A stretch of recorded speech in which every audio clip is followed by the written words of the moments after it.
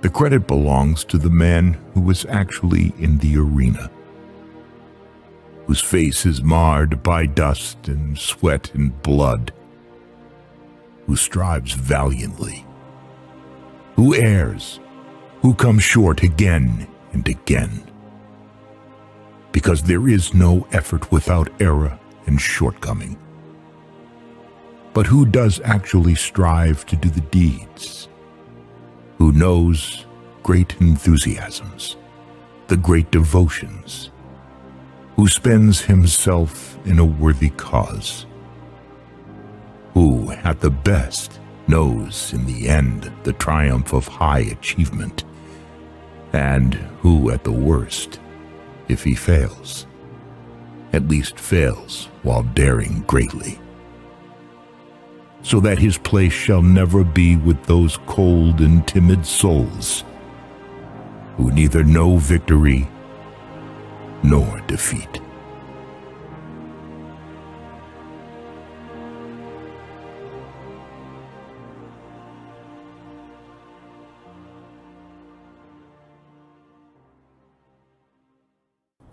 Spartans! What is your profession?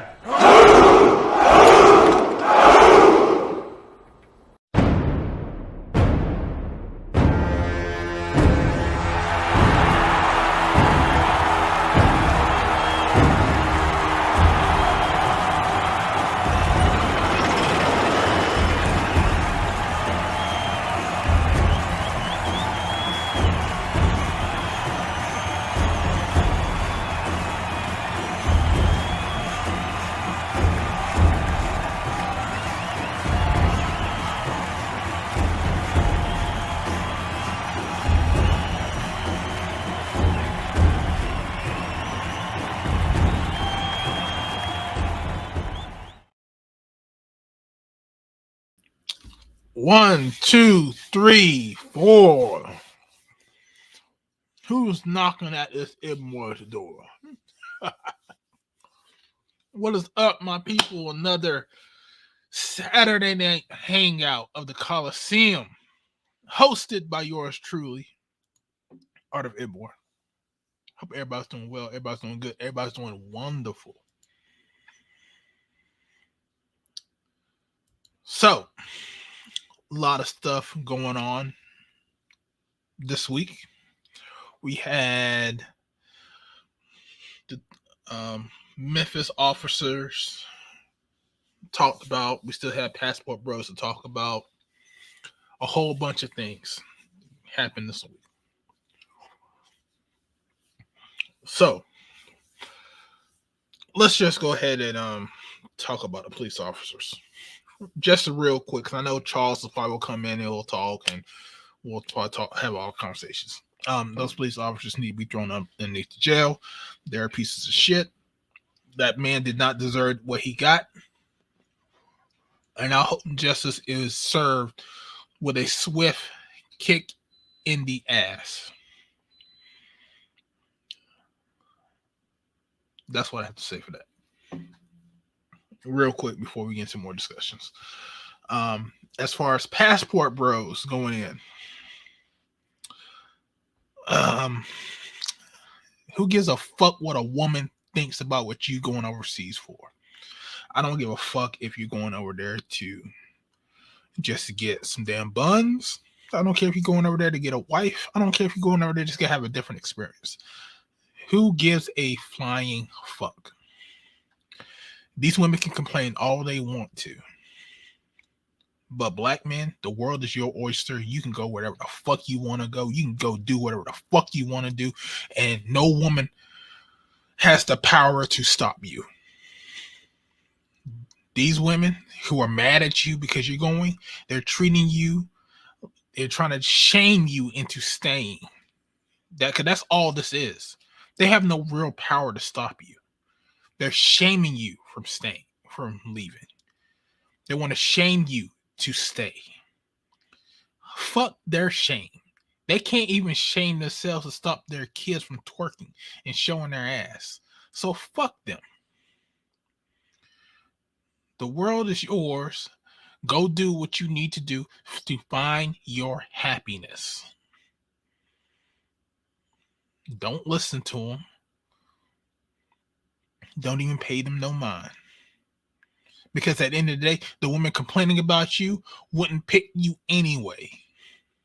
So why the fuck are you even trying to listen to what they have to say on their side? I wouldn't. I would go forth and be happy. My happiness is paramount over your feelings. Point blank, period. Is what it is. You want men to stay? Then guess what? You need to change. You're not willing to change? Guess what? We're gone. We're not coming back. We're not going to be cleanup men. We're not going to be dishwashers, which was a term that was used about a couple years ago. That black men need to be dishwashers. Fuck that.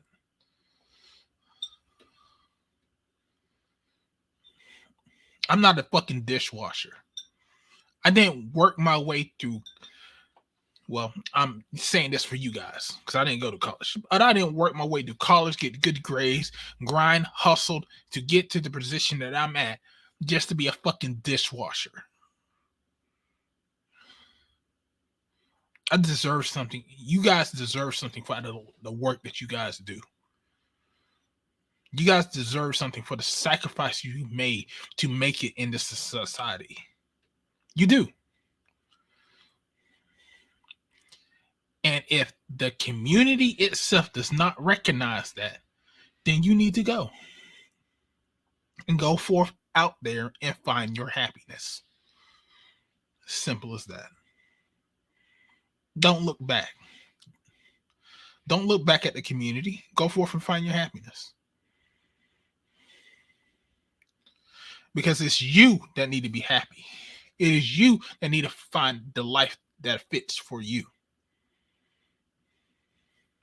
Go forth and search for it. And they can be mad all they want to back at the States. Is what it is.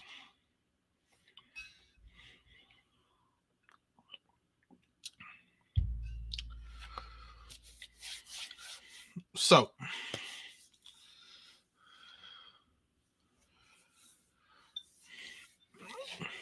we're going to say this because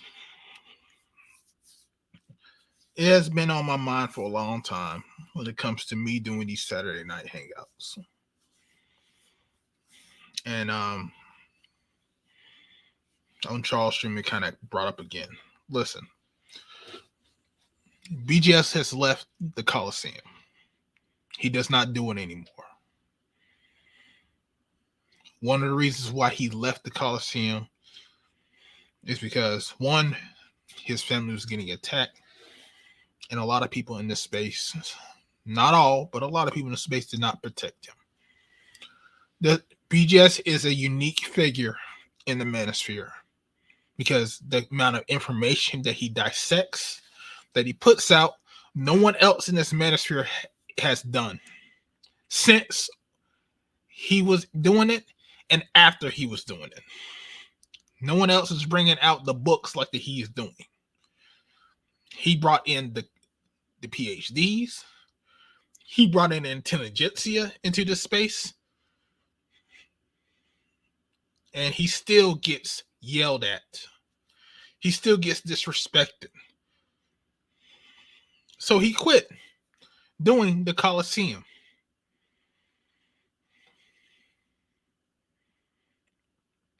I myself saw how important the Coliseum was for the manosphere.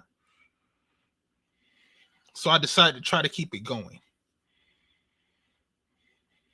Because I know you guys value this space. Value having a voice to come up and to speak. Now, I run things differently than BGS. Because, guess again, this is my Coliseum. I took it over. And I know BGS is grateful that there's a space on Saturday nights when I can do it, because I now have a new job and some nights I can't do it. So Charles Faulkner Jr. could do those nights to help out his channel. But I do these nights for you guys. That's why I always say on Saturdays is the only day that I will ask for donations. Because this is something I don't have to do. I can just do my pre-records. Because that's what I started doing anyway. Pre-recorded videos.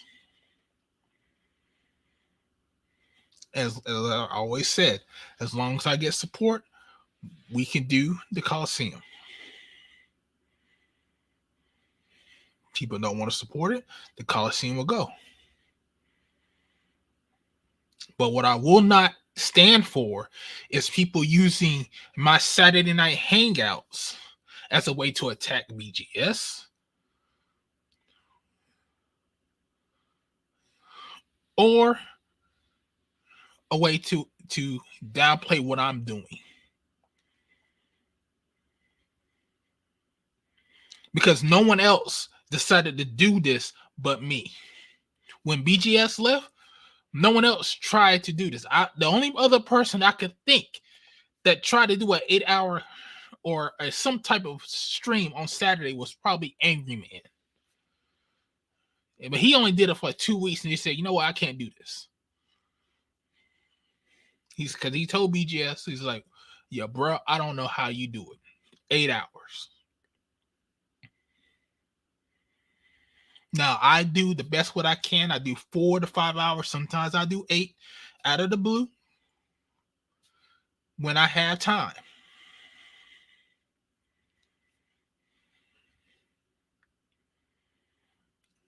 When I have time. When I'm not opening a store in the morning, or when I have adequate time where I can rest, so that way I can do my job the next day. But me doing this on Saturday is strictly for you guys. Strictly for you guys. I've gotten a lot of support over the years that I've been doing this. I've been doing this probably about 3 years. Just going about probably maybe more than that. I'm just gonna stick for it and just say 3 years. I've been doing this for 3 years. 3 years I've been doing this. The Coliseum.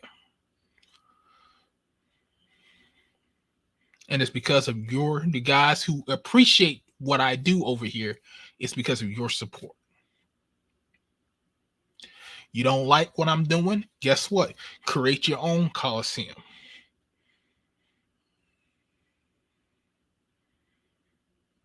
But don't come over here, get on my panel, try to get at BGS, and then drop off. Engage with the entire panel. If you can't engage with the entire panel, I'm not doing it. I'm just not. So, being your feelings is what it is. I respect BGS enough to know that he has retired from doing this. He's did it for a very long fucking time. I remember when he was doing it once a month to two weeks a month to every other day, and with the women's panel.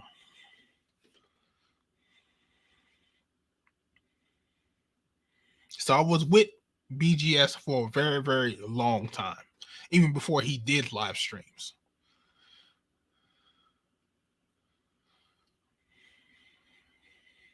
So, needless as to say, like I've always said, this stream is for the people that appreciate it. You appreciate it. All I ask is for $1. $1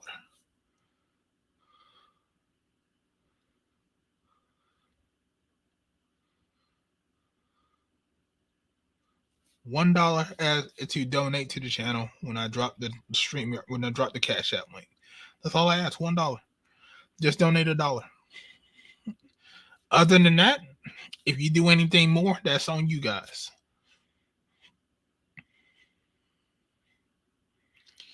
But I'm still going to continue to do this as long as I get support, as long as people are engaging into a discussion that is fruitful, but I'm not going to tolerate ass clowns.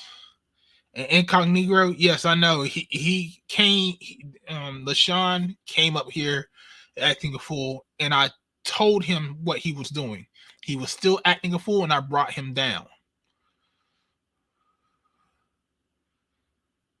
BGS is not doing the Coliseum. I am doing the Coliseum. This is my platform. Yes, BGS has shared it on his stream, but this is my platform. BGS comes out here as a guest like everybody else. He's an honorary guest because that's how much respect I have for him.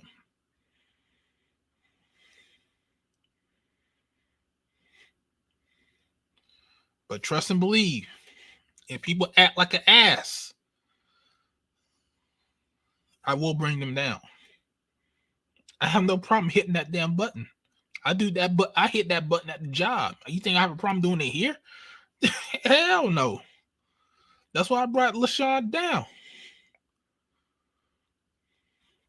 Because I know how LaShawn gets. When he is drunk, he starts going off. And you know, we try to bring him back to the promised land, but he didn't want to go back there. So now he had to go sit somewhere and be quiet. I love LaShawn. He's a great supporter, but at the same time, if you drink, you need to handle your liquor. You need to handle your Budweiser or whatever the hell you drink.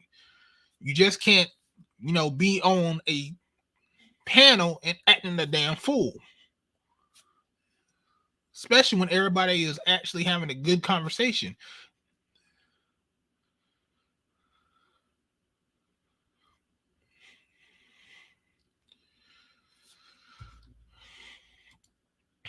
A check-in for you. This is why I know you have not been on my panels. If you look at my panels, people will tell you, if you come up here and have a conversation and it gets a little bit too rowdy, I will put up a clock. You know when BJ used to do? He'll give you a minute to speak and a minute to rebut. I did that for everybody. BGS, I did it for Edward, I did it for Charles, I did it for everybody. When we get to a conversation that is very heated, I will put up a minute clock. You have 1 minute to express yourself. After that, you're done. And then someone else gets to talk. No one gets to have the right to interrupt you or anything like that. So if you want to come out here and have a conversation that gets too heated, I will implement the clock status. That's it. You have 1 minute. Get to the point. And then after that 1 minute, you're done. Going on to the next person. That's how I run my panel. Ask anybody in here. Aquatech can tell you. Larvis can tell you. Free Will Defender can tell you. KJ Eternal can tell you. All these people in this panel can tell you. That's what I have done. So if you want to come up and talk, you can. But remember, if it gets a little bit too heated, you get a 1 minute clock.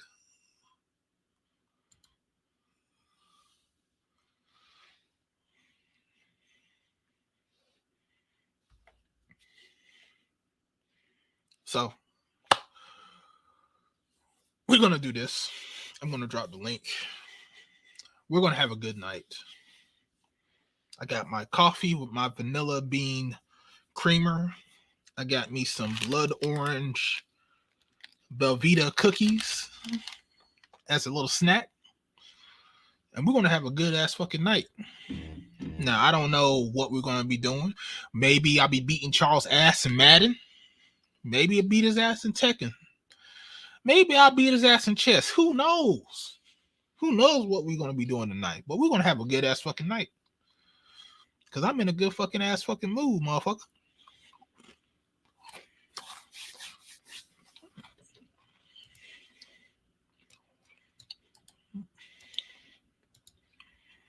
So,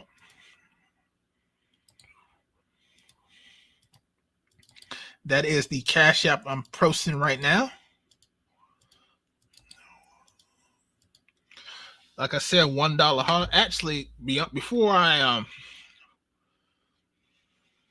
drop the actual link, I think there were some Cash Apps I forgot last week. So let me go ahead and talk to him. All right. Hendrix. Appreciate you last week. I think it was Sunday at 1:35 in the morning. He gave me a Cash App. Appreciate you, Lim, for the Cash App. And let's see. We got Ray June for the $1 holla. Appreciate you. I need to do a I'm gonna do a sound. I have found a automatic soundboard that I can use, so I need to start messing with it this week so that way I can get it ready for next Saturday. Because next Saturday I'm off at like around 6, so I'll be able to do the Coliseum then. All right, so these are for this Coliseum. We got Aquateki, appreciate you. We got Scalibur, appreciate you. He says, thanks for running the Coliseum, appreciate you.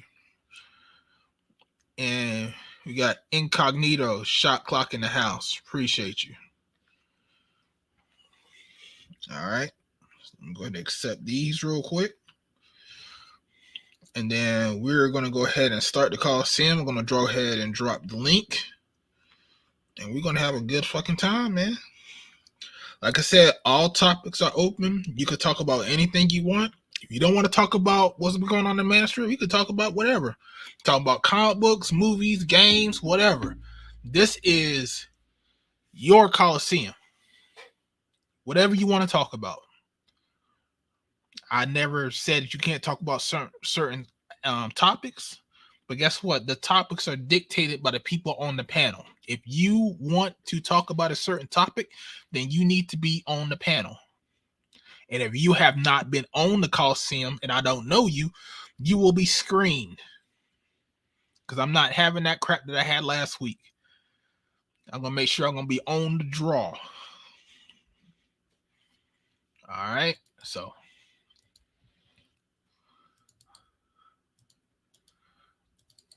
here we go. That is the StreamYard link. Let me go ahead and put this on my Twitter real quick before I put anybody up.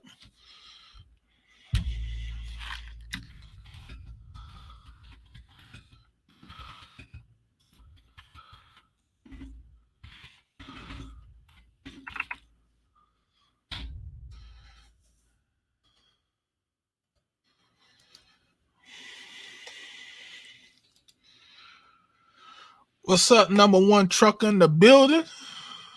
What's good, my man? What's good, man? Look, real shit, I feel everything you saying. And shit, I ain't even mad at you.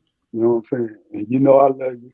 And you know everybody who in this space who really participate with you and fuck with you. We respect you and admire you, bro. You holding up that mantle for BGS and we love you for it. But real shit, them 5 black cops, man, come on, bro. Like what the I mean, like, all right. I know you're a public servant. I know you own that team, but still, that's just a fucking uniform. You're a black man first, and that was fucking black on black crime. That wasn't the blue against the civilian. That was just black on black crime, and that was bullshit. And them niggas knew them was real live hoe ass niggas. And you knew they was hoe ass niggas. For them to pull that shit they pulled, you know they was the same niggas that didn't get no respect back in school and got their ass fucked off. Real shit. The issue that I have, and BGS, if that's you, go ahead and say it, and I'll. It's me. It's me. Okay. Hey, Red Stick, we love you, bro. I mean the one thing that I have is, I mean, we know there's a lot of black cops that go above and beyond to prove their worth in the police department. I know a couple because I've interacted with a couple. the issue is with those cops is they didn't think they were gonna get away. They didn't think they were gonna get charged with anything. They thought they could do whatever they would like, and that's the issue.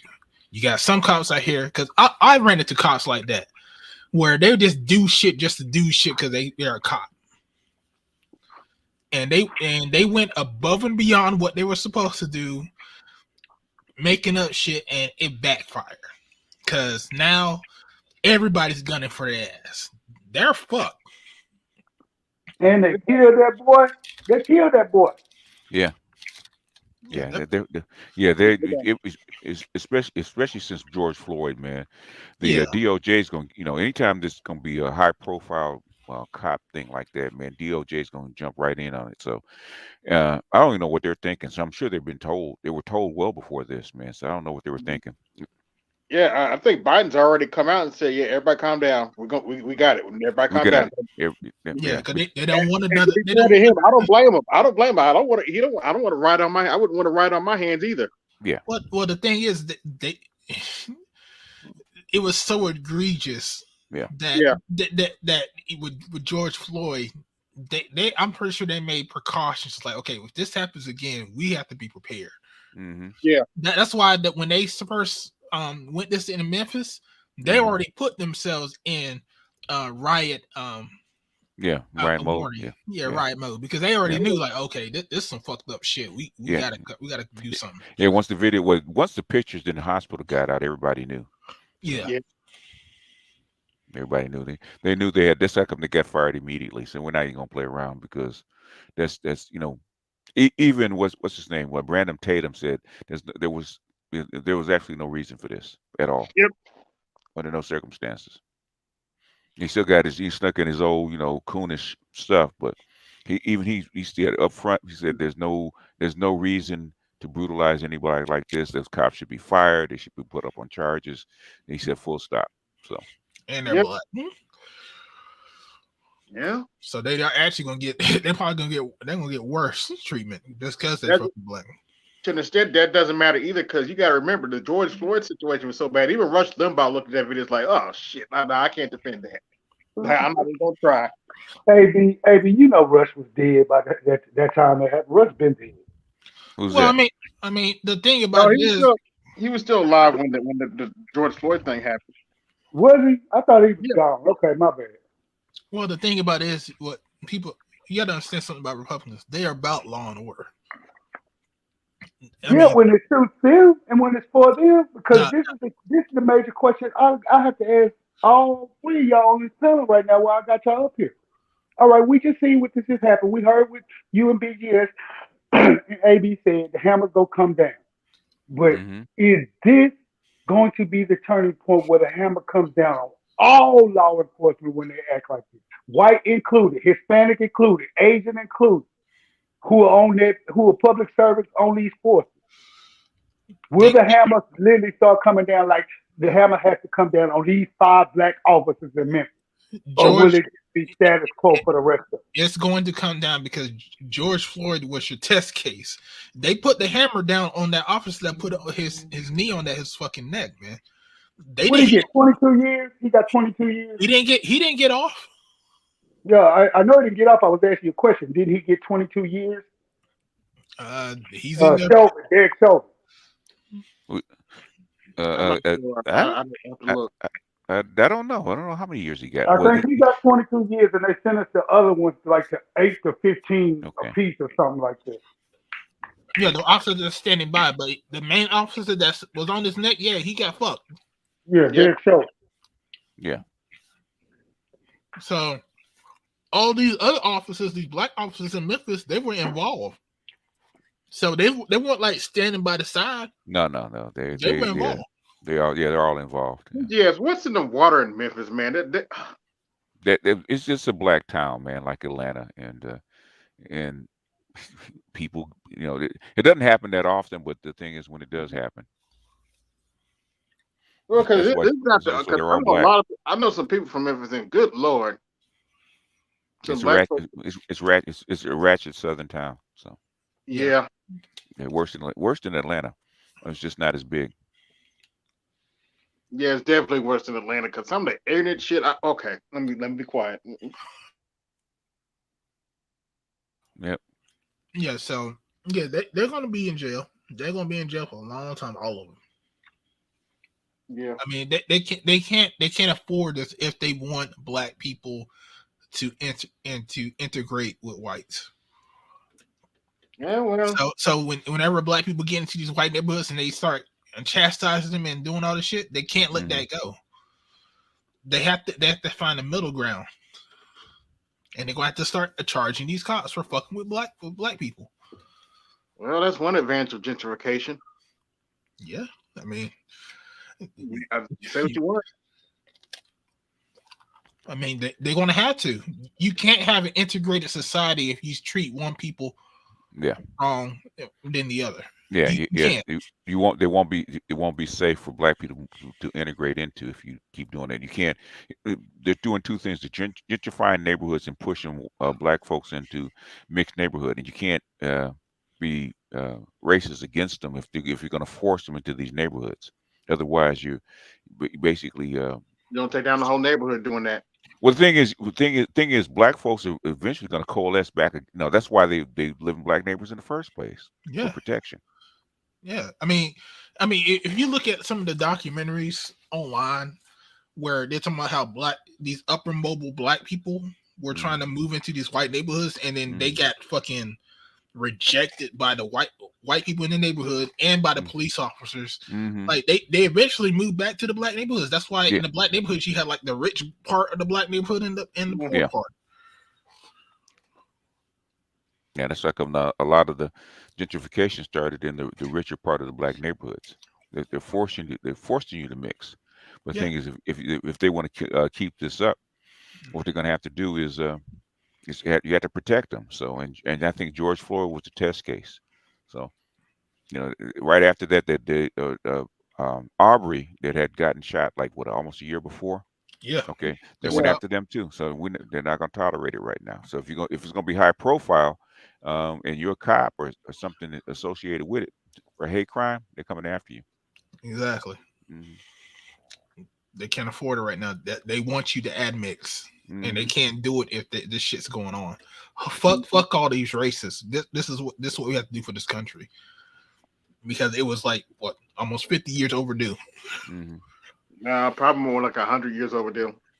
Well, the thing is, we're counting since civil rights, since the last civil rights movement. Yeah. Okay. Fair enough. Yeah, that's true. Because the first one basically, they put you back in Jim Crow because they needed your labor back on the farm where you were. Yeah, that's true. I take that back. That's how come they had to do civil rights the second time, because you were pushed off the farm, and out of the South where you were. So and you needed to mix into the urban center, so they had to do something. Yep. Otherwise, you're gonna burn down your cities. Hey, like I told somebody else, this is like, listen, there has not been any change that was not dealt with some type of violence. That's true. Very seldom. So if you want change, there's gonna have to be some violence behind it. Unfortunately, that's the way it is. I mean, if you want radical change. Yeah. So it is what it is. Yeah. Yeah, I enjoyed my 40th. Yeah, how's your 40th, man? Old man, old Negro. It was good. I got some coconut cake and some butter pecan ice cream. It was delicious. This nigga. This nigga here, huh? Got coconut cake. I don't know what it is about that butter pecan ice cream, but oh man, I just love that stuff in my mouth. That's how you know you're getting old. Only old folks don't know what to eat that. If it's good butter pecan ice cream, it's got to be good though. Buyers. Oh yeah. Buyers okay. Buyers is okay, unless you get the good old Haagen-Dazs. Oh yeah, Haagen-Dazs is classic. If y'all ain't never had Bluebell ice cream from the state of Texas, come on, you gotta go to freaking Texas to get it though. Ain't nobody flying to Texas to get Bluebell ice cream, man. But that's what I was gonna ask you. Y'all don't get that out in California, because I know they ship nationwide. Last I heard is there's only certain boutique spaces where you can get Bluebell. Yeah. Man, you gonna make me go on and wholesale that shit and get a truck and a trailer and bring something out there to y'all. Man, y'all ain't Nah, that. it's in North Carolina. I think what someone told me is like once you get past the Mason-Dixon line, all that the freight charges get more once you get past that line. Yeah, man, that's some of the best ice cream in the world, homemade. I'm telling you. You can get it, but there's like in like Southern California, there's one spot that you can get Okay, it. that's you. Yeah, it's me. Like the only way you gonna lower it. Hey, listen, I'm just trying to worry about what happened last week. No, I came in saying it. No, I hear you. Jacking their dick on the live stream, like, come on, man, really? Yeah, like was it what, white boy? White boy? That was a black guy. What you need to do? What I had to learn, because YouTube's got a trash ass editor, but you can actually unlist and just edit it there. It's just YouTube's editor is garbage. It is garbage. It is. Like, damn. I never tried a YouTube editor. So. But yeah, what's up, everybody? It's faster for me just to do it with DaVinci Resolve. I just download it, edit it, and then just upload it. Because if you edit, anytime you change it, you're gonna lose your chat anyway. Because I've tried to do it before. You're gonna lose your chat. Oh, okay. Yeah, I didn't know that. Yeah, you're gonna lose your chat anyway. So the only reason you try to edit in YouTube editor is because you're trying to preserve the chat. Oh, okay. Yeah. But once you edit any kind of part of it, basically the chat goes. So yeah. Zulu Gullah. Who are you? What's going on? How y'all doing? Doing all right? Yes, sir. Yes, sir. I'm doing very good. So catch me up to speed. I mean, I see the topic, Passport Bros Stay Winning. Is that what we're talking about? We're just talking general stuff right now. Yeah. Okay. Is this your I first mean, if you got questions, you're more than happy to ask them. Yeah. Is this your first time on my panel?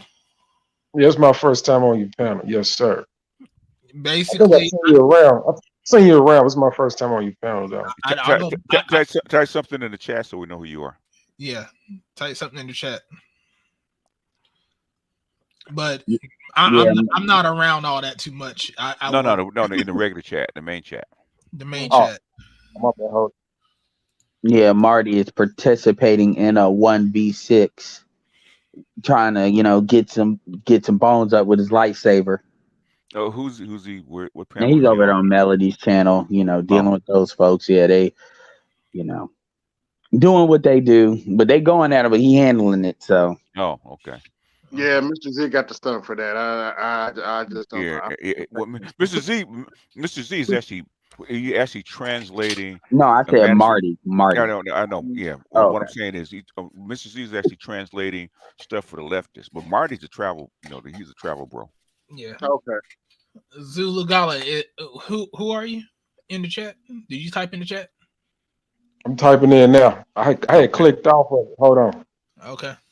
Yeah, I mean, the video that I did, earlier today, I be losing track of how many videos I do. I just turn it on. I don't even title man. I just be like ... and the niggas that fuck with me will find. We know who you are, Ed. Exactly.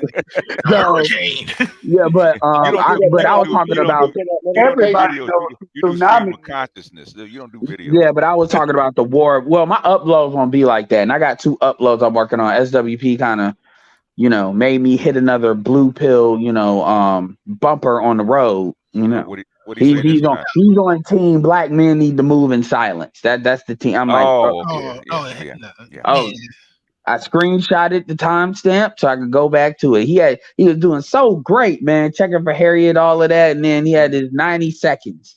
There he's like, anyway, it's fine. Like the thing about it is, like, literally, if he edits out maybe like 2 minutes of his videos, even on a 47-minute video, it'd be like pretty much home grand slam. But sometimes he just gotta do this fake accountability, man. Anyway, I ain't even gonna make that about that because most of the video was solid. But the chip goes off in his head. Yeah, but I'm gonna play it. I'm gonna have some really cool edits. Like I'm looking for the either I'm gonna do the edits with the white folks with the water where they have all this water and somebody hits a bump in the water, or I'm gonna find one so we'll see. Yeah, because that's the thing. Ed, you know what you need to do? You need to find your white woman in a white dress. Oh, shit. Oh, I can be ignorant with the edits because I got a very deep, media thing to pull from when it comes to like imagination and shit. So if I really wanted to do that and then the sound edits, I really could. So my folks deserve. I'm getting some really good subscribers. It's starting to pop up a little bit. So shout out where they're coming from. So they do deserve more than just me talking shit. So, but as far as I did a video and I called it War of Attrition, and it basically was saying at the end of the day, a lot, and this was reiterated in the video I just saw where Marty was, but I'm not gonna go deep into that. The thing is, when you look at what these people are talking about, like the shit y'all talking about is really just nigga babble. And even with the women, like there's nothing that's really on y'all side. Like the economics are not on your side. The situation with the evictions are not on your side. The way the government policy is not on your side. Quite frankly, now it's getting so bad because so much shit is being talked that y'all actually got women. This is what SWP was kind of talking about in the beginning, and I agree completely with this. Is now it's getting so bad where black women, the other races of women, like overseas, are literally starting to bark back because y'all are talking about them, and it's not one of these. Oh, did you hear about you see the video about the Filipino women? Oh yeah, it's a couple of them. Like y'all gonna find out about these. Look, if I was you got to remember, Filipino women are genetically, the native population and Spanish. Y'all gonna learn that just like how black women, just like Hispanic women for the most part are not scared of black women, y'all gonna learn that Filipino women ain't scared of y'all either. They'll fight. Yeah, they're not scared of y'all. And so the war of the words, y'all are not gonna win that fight. Y'all are not gonna win that fight. Like and I'm not saying because they're weak, but because the thing is, black women are not black women and the men that keep on playing this street nigga backup bullshit, this like fake accountability department, y'all are not standing on shit. Like I'm hearing arguments like, you got niggas talking about it looks like y'all sex trafficking. And then when you actually ask these niggas questions about what's being said, they ain't even looking at the fucking videos of what the fuck they talking about. And the little conviction these niggas are standing on, it's like a nigga trying to tell you about a book they didn't read. Yeah. And they standing on such conviction, it takes you a second to catch the fact you didn't read this book. You didn't even look at the cliff notes. I'm with I must be getting OBJ because I'm with Black Earl. These Negroes going around talking about what another man is doing need to be punched in their damn face. I was raised by that old school. That's how I was raised. You don't go around talking about what a grown man doing with his penis. I mean, god damn. Well, my thing is, if you are universal with it, like let's take Brie Larson for example. I'm not a fan of her, but what I will give Brie Larson credit for is Brie Larson did something most white women didn't do. She made it known. She was talking about Caucasian men in particular. Mm-hmm. She said white boys. She didn't say just men in general, so you can kind of fill in the blank as you want to. And I'll give her respect for standing on it, at least to that extent, because most of these women are not brave enough to do that. White women are not brave enough, not that evasive when they know people can just not hire them and stuff like that.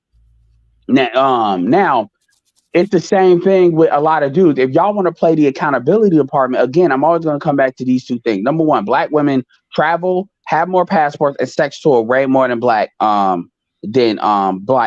So this idea that and y'all have been completely ghost about that. And don't say you don't know, because again, the new girls trip is in Ghana. Yo, women and girls trips, all black men know about women and girls trips. Y'all just don't care. Other thing, pretty much, y'all are not asking any Caucasian or non-black men these questions. Y'all like here's the argument. The argument is now there's two arguments that are now being prevalent now. One is black men are bashing black women. Well, three. Yeah. One, so black women are bashing black men are bashing black women. Two, you're making black men as a group look bad. Black people as a group look bad, which is crazy because you got niggas just straight up fuck with street niggas saying that shit.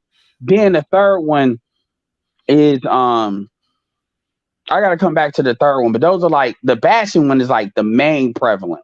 Look, they do their own bashing because they shit. The third one is that other races of men are not talking about this, which is not true. And what I'm gonna do is I'm gonna go back in my bag and I'm gonna get all of these, I'm gonna get all of these big channels that talk about traveling and what they talk about. I'm like, yo, just because it's not. Here's the problem. The problem is niggas, the shit that's in their algorithm, they think is YouTube. That sounds retarded, but they really think that's what YouTube is what's in their algorithm. I have multiple YouTube channels as far as like as a consumer. So I can tell you, I got some for geekdom, I got some for history, I got some for food, I got some for other shit, my marketing shit. They're all different things. They never intersect with each other.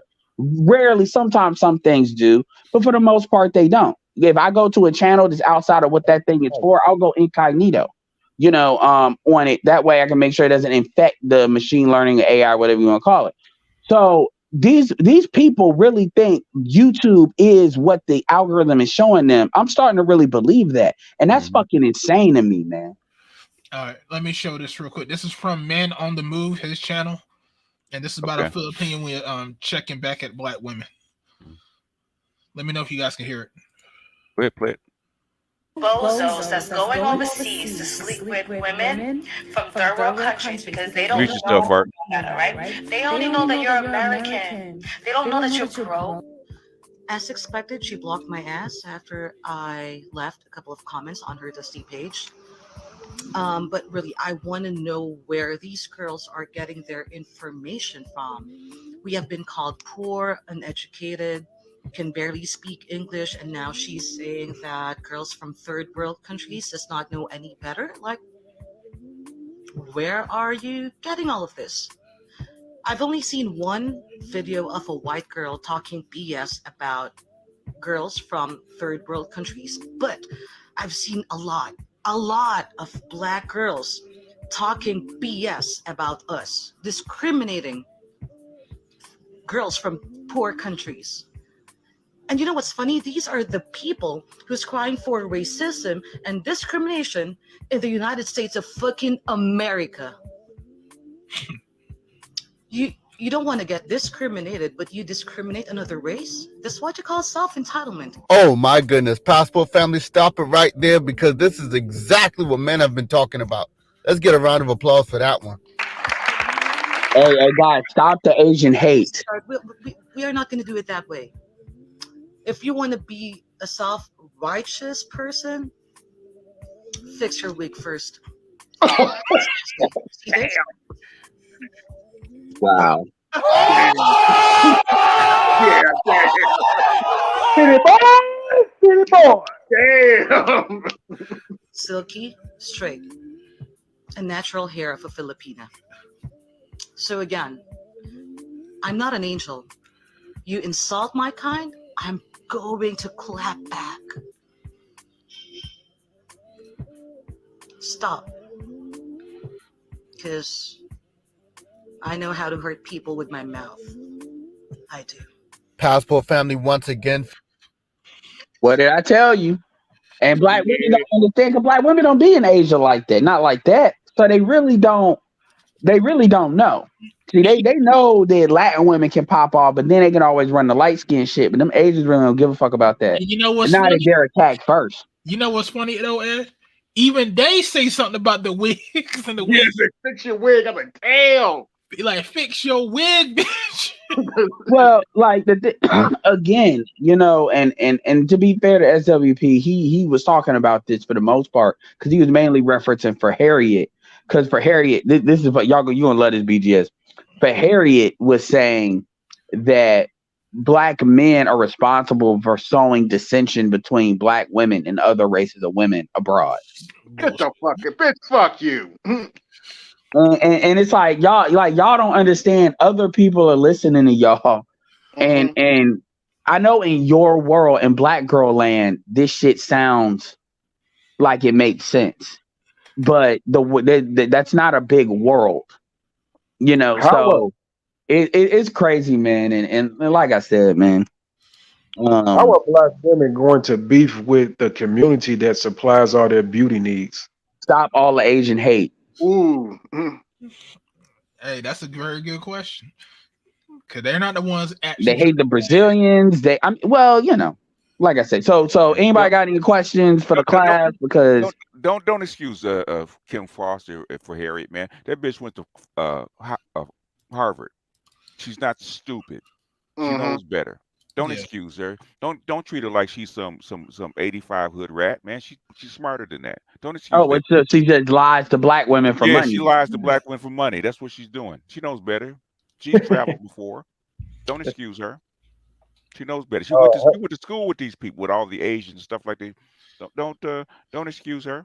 Oh, by the way, coming back to the title, black men are winning because now black men. Because think about it, if these women are starting to pick up all this book, because keep in mind, it ain't like black men are just sending this shit to these chicks. What did I say? The algorithm. These women are seeing it through the algorithm. Mm-hmm. And what black women don't understand, and you hear, because it ain't like they're arguing with a man when they saying this. No, it's just them on TikTok by themselves saying this goofy shit. So they ain't seeing like, what did she say? I've only seen one white girl talk some shit. Mm-hmm. Even though white girls, because the white Filipinas, they're in that group too, but they're not the main Asian group white women got to deal with. No, yes, true, but not well. But white women tend to deal. My point is, white women tend to have to protect themselves against the Asian flank. Philippines is a popular group. It's a very highly popular group amongst most men, especially white men. Especially older white men. Especially the Filipinos are really the mail order brides of the Asian world. Yeah. They have been since the 60s. They used to be the Vietnamese. Not as much. One advantage. Got to remember, we invaded the Philippines in the 19th century. Okay, and the Philippines. Did we invade them, or did we just whoop the Spanish ass and they had to call them up? We invaded them. We invaded them. You remember, we just did a video where how a lot of black men used to bring back Filipino wives. Yeah. Because I had a friend in my high school. He was half black, half Filipino. I had another girl in my classroom when I was in high school, half black, half Filipino. Yeah. So black men like Filipino women. Well, that's because I'm gonna tell you why. A couple of reasons. Number one, Filipino. When you look at they're built, and then they got that height that a lot of them tall niggas like. Yeah. That 4'11" to 5'4". Oh. I mean, there's other reasons. And then the fact that English is the language they learn. I mean, Tagalog is their native language. English is kind of their official language. Definitely helps as well. But there's one thing. You had a naval presence. But there's one thing that you're forgetting, Edward. There's one thing that you're forgetting. Mm-hmm. They know how to fry chicken. Ooh, yeah. So, and then she said, what did she say too? She said she got a mouth. I mean, the thing is, but again, one of the potential issue, it's not even an issue because number one, it's never going to be so many black men traveling in so many concentrated places that are not used to seeing Americans that it's going to be a problem. There's never going to be, it's too many blacks. It's just not that many black men that's going to be traveling like that. I mean, everybody that has a passport isn't actively traveling. Mm-hmm. That's something that like people be forgetting or not paying attention to. So you got a lot of people projecting a lot of stuff. They don't know what they're talking about. But the thing is this is what I've been trying to say, right? It wasn't an issue until COVID, right? Because COVID actually started pushing out more remote work. And so you have a guy, that couldn't, really couldn't travel like that. It really couldn't be remote like that for a long period of time because he's only making $40,000-$50,000 a year. And he's got to hit a clock, right? He can't earn like $100,000, $50,000 and go travel for a year because now have a job when he comes back.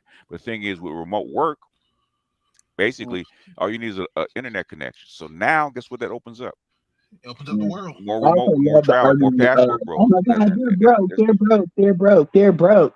It's like folks sound so stupid. It's like number one, y'all are having kids by broke niggas. How long they been? What's changed in their rhetoric, man? Ain't nothing changed. Nothing. I mean, and that just go like for real. Then that's how they just run in their mouth. Like, yeah, bro. And what they're trying to do is this is where the dudes are messing up. Like when the women are gonna be women. But my thing is, y'all to give me like one argument. Don't the good passport bros want to be separated from the bad passport bros? I don't know. Don't the street niggas that don't do crime want to be separated from the criminals? Like, what are you talking about? Like, you sound retarded. But who's believing that though? I mean, seriously. Well, dumb niggas, and there's a lot of dumb niggas. The thing is that lordy, the black women's is gonna shame us, so we got to separate ourselves from the bad passport bros. Hey, BGS, what else is new? Yeah. Well, guys you are got trying to even separate dudes that are not themselves even from other passport groups of bros guys in saying every that. group. One at a time. Oh, One is go ahead, Zula. go ahead. Go ahead, Zula. Go ahead. Zula, go ahead. Guys are trying to separate themselves from every other, bad guy in different groups. We've done this over and over again. We've had educated lames, Pookie and Ray Ray. Pookie and Ray Ray get blamed for a lot of stuff, but nobody has really looked at the fact that these women mess with an array of different men, and you got different types of guys in every group. And then just because somebody is a criminal or isn't a criminal doesn't mean they have bad or good behavior that's acceptable socially. I know guys in college that contribute to problems in America. In America, guys who went to college, guys in fraternities. I know street niggas. I'm a motherfucking reformed pookie, and can't nobody tell me shit. I travel. Yeah.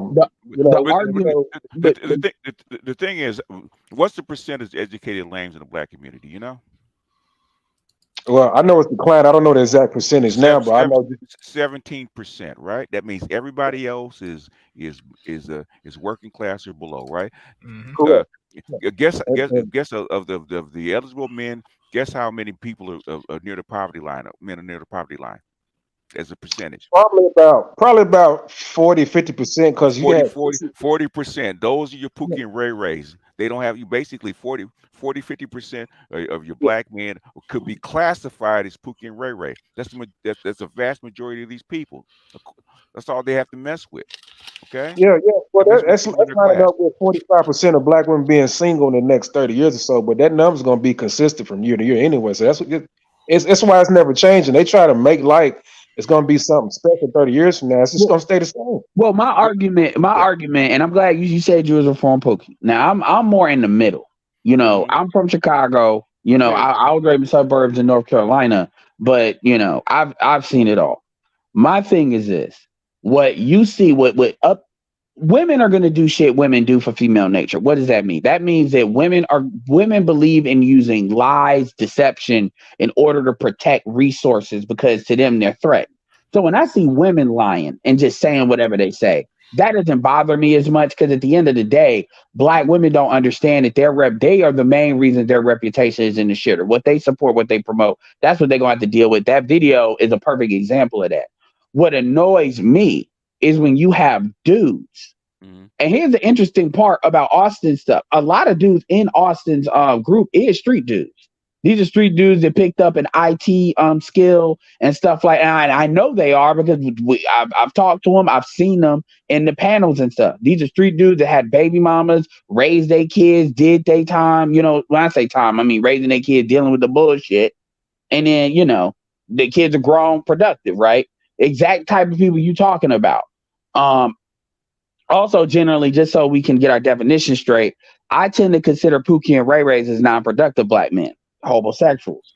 I'm not saying they're all bad, but and then street dudes are dudes that are, they're in the street environment. They could be in the urban environment, like near it. So just so people can be clear.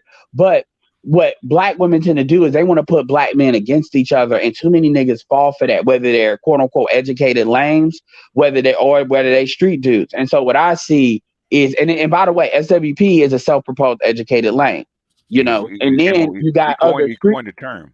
Exactly, and then you got other But I street. wouldn't call myself a lame, no way. I would never call myself. Well, that's what. He's also 6'2" a doctor. He was raised in the suburbs, so my point and from Philly. So I get that, but my point is that's what. So I'm saying I want to make this clear. This ain't no. Oh, I'm just saying it's the street niggas saying that. No, we got educated lanes on the same. Black men need to move in silence. Black men, it's like they're talking about shit they don't understand, and this is something that's actually crossing that line because at the end of the day, too many black men, regardless of the class or frame that they come from, they're uncomfortable with black men exercising power as a group, and the biggest issue with this stuff is a power dynamic.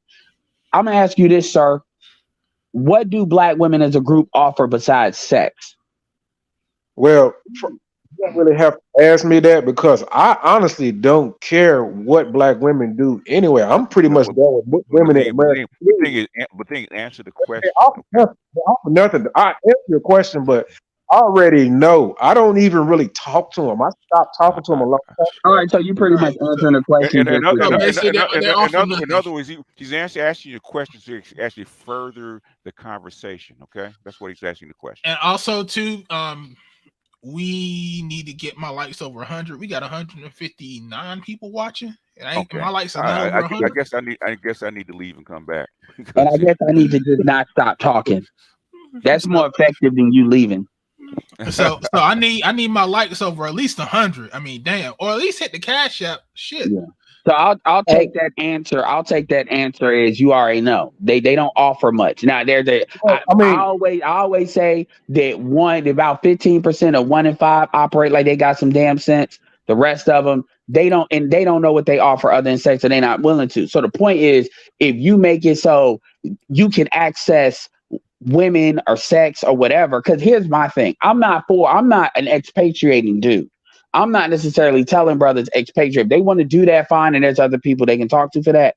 What I always say is you need to augment who you're dealing with. You should never say, I'm just going to deal with black women just because blackity black, black, black. If you want to have kids that look like you and black women, then yeah, when you have kids or who you get married, if you want to do that or whatever. But that ain't got nothing to do with you interacting with women or why you want to come up and who you fuck it.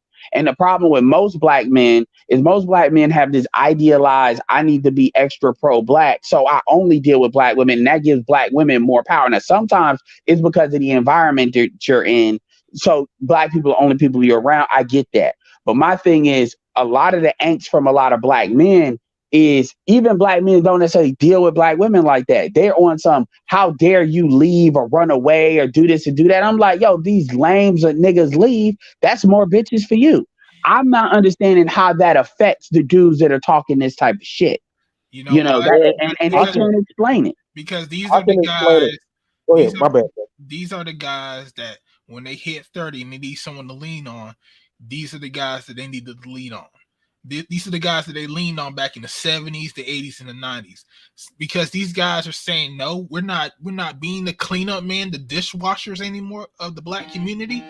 Now these women can't lean on these guys to actually be stepdaddies, stepfathers, and put these guys through the ringer when they get bored of them.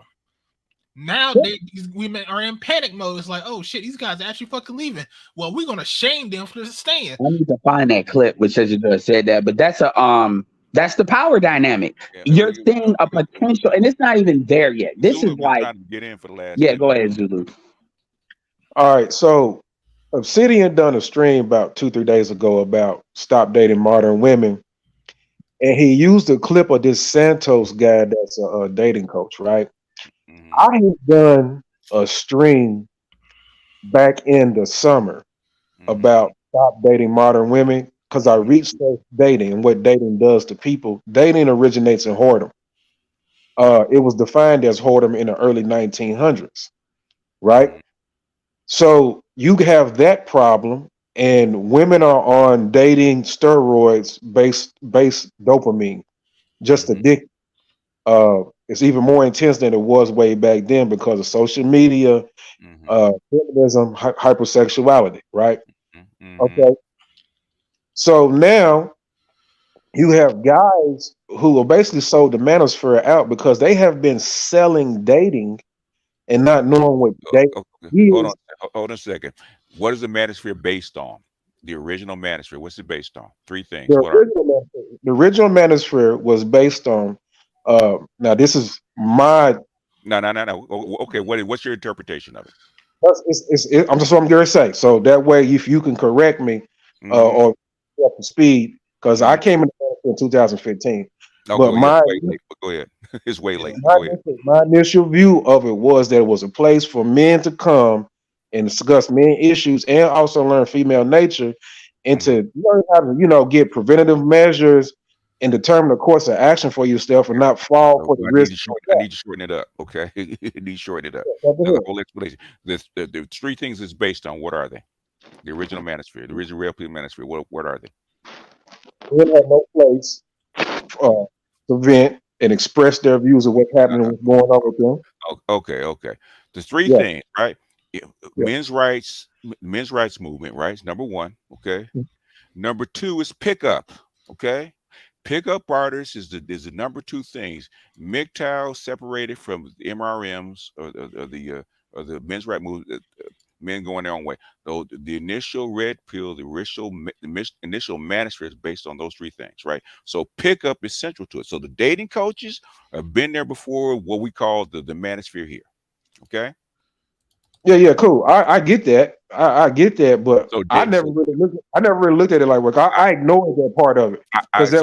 So in other words, guess what? The dating coaches have not sold out the manosphere. They were already here. Yeah. That's what I'm trying to tell you. Back in like 2006. You can say that. You can say that, but the welfare. If you truly had the welfare of men at heart, and if you knew what you were selling men and talking about, then you probably would have shared that. But these guys have discovered that dating and teaching dating and all this shit, gaming shit, is useless. What has evolved since 2006, right? The dating apps, right? Yeah. So dating is really hookup culture now. Dating is no longer dating like it was when I was coming up. Dating was closer to courting.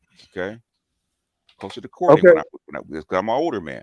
Closer to courting. But two different things, though, BGS, and you know that, though, right? Courting and dating are two different things. You can't really mix them. But the thing is, what we're calling hookup culture right now is not really dating. What I'm saying is, okay, really, courting. Okay, courting basically is dating. Okay, as it evolved, you go back to the 40s, 50s, 60s, 70s, and 80s, right? Courting is just way before that. How old are you? How old are you, man? I'm 43. My mother was born 1936. My dad was born 1945. All my elders was 1930. What I'm saying is, I am 63 years old, man. I know what I'm talking about. Okay. I got sisters and brothers your age. You weren't born yet, were you? But I got sisters and brothers your age. You weren't born. There's a difference. There is a difference between courting and dating. Yes, there is a difference. They're not the same. They're trying to mix. A whole lot of stuff is mixed now.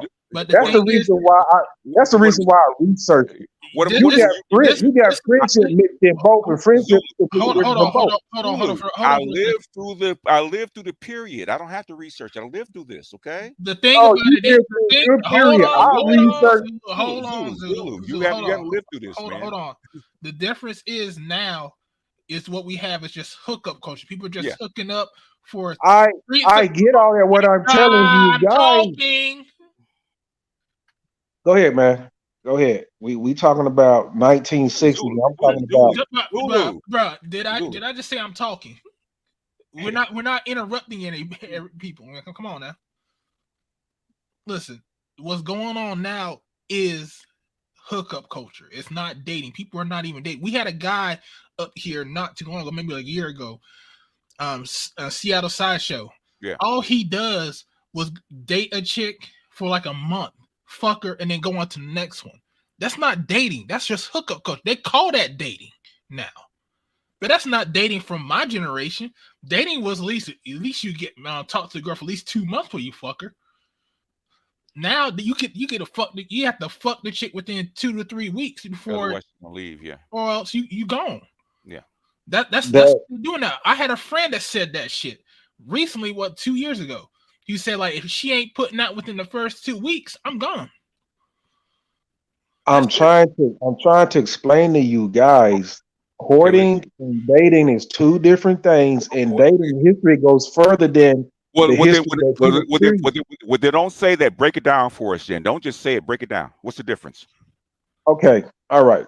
Dating, you entertain multiple people and try out multiple people. So basically, you juggle multiple people. But the origin, no. Yes, it is. Yes, it is. The origins of dating. The origins of dating come from the early 1900s when it was first introduced into the cities. When women went into the cities in the Industrial Revolution, and they would be enticed by different men, and they would call party girls and whores. Yes. Courting existed way before that. Then you had arranged marriages or arranged relationships. So I'm going to tell y'all the history of dating goes beyond your experience and my experience, and so does courting. Okay. Now, it was more so patterned after courting because it was less people involved, less devices. Over the course of time, now, yes, we start getting into hookup culture because everything became hyper and you had more devices involved in everything. That's just like friendship is mixed in both, and friendship is at the bottom of the totem pole. So the Courting is argument So the argument originally was that, look, man, I jump on these dating coaches too. And I got the ones that, I think definitely add to the space and ones that don't. But the reality is, at the end of the day, man, these are not one thing we need to make it very clear. These are not like teenagers or impressionable young motherfuckers that are listening to a lot of these dudes. These are exactly. motherfuckers that are well in their 20s, some of them in their 30s, some of them damn near in their 40s. And what a Yeah. lot of times black men have they are just it's just like the black church. We can blame the pastors, but it's also the body of what that church is that allows the pastor to do what they do. It's a culture issue. And what black people tend to do is blame outgrowths of what's really a cultural problem. So I'm not saying you're not wrong. A lot of dating coaches are grifters and they infect the space because even right now, like even with the passport, the main argument is these niggas can't get pussy here, so they travel.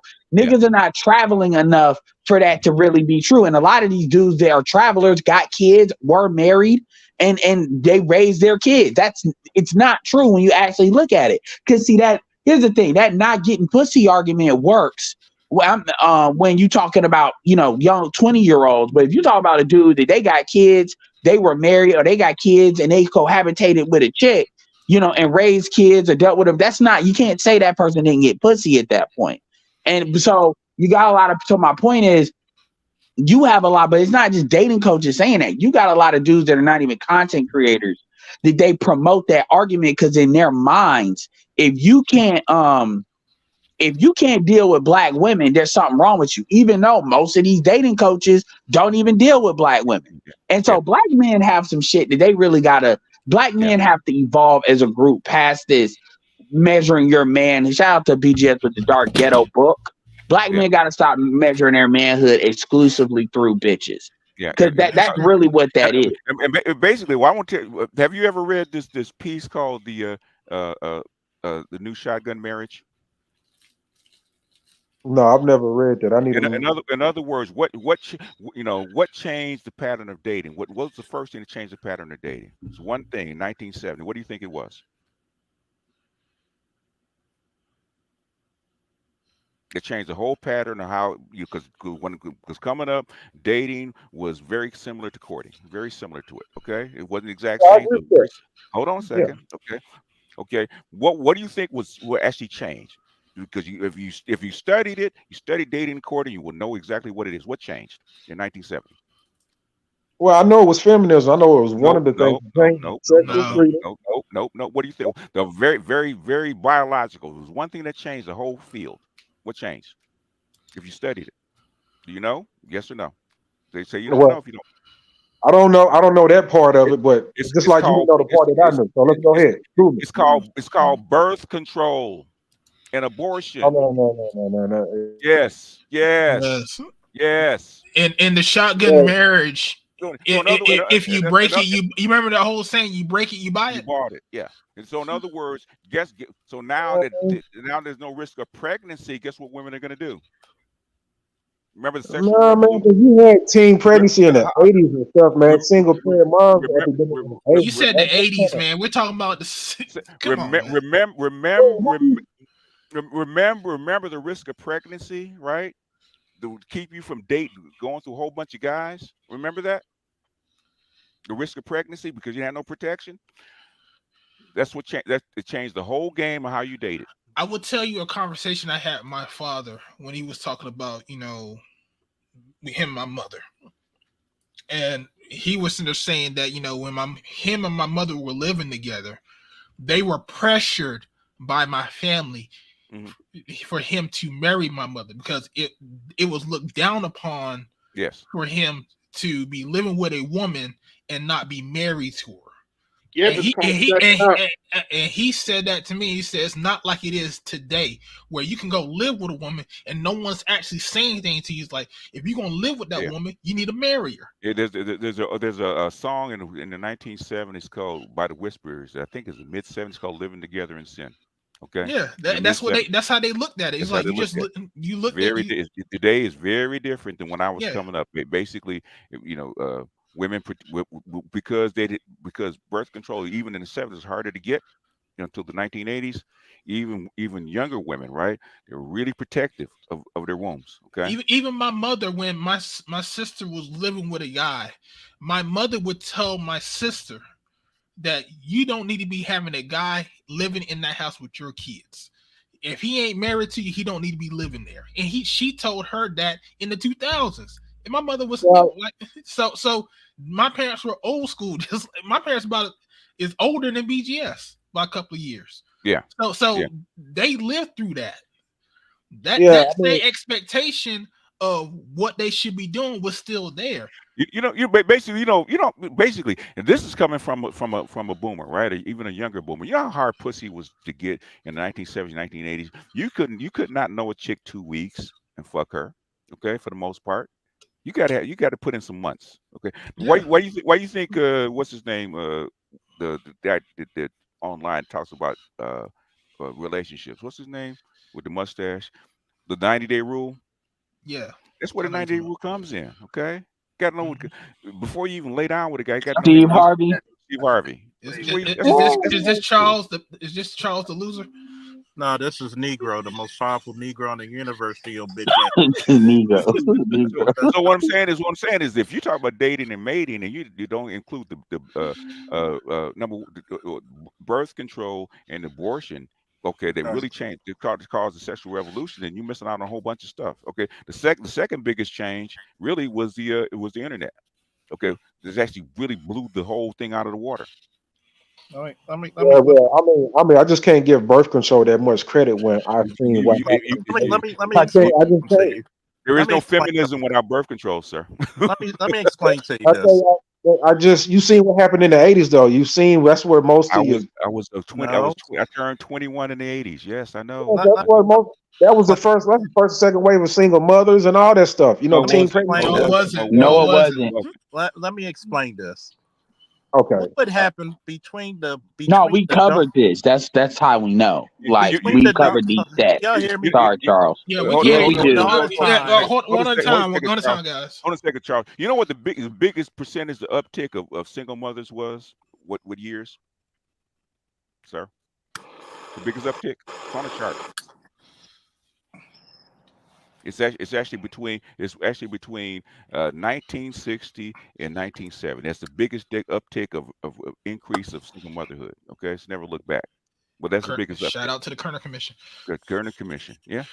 I just did a chart, because me and Amir were actually arguing about it. That's was it between 1960 and 1970? It was a 97% increase in single motherhood. Go ahead, Charles. Let me explain this, and this is the reason why the birth control pill was so significant. There was a heavy penance if you had to go around and you slept with anybody you wanted to, because somebody had to take care of that baby. Mm-hmm. Mm-hmm. There was a high probability of you having sex, you got pregnant, and you're stuck with it. You're what they call in modern Asia leftover women at that point.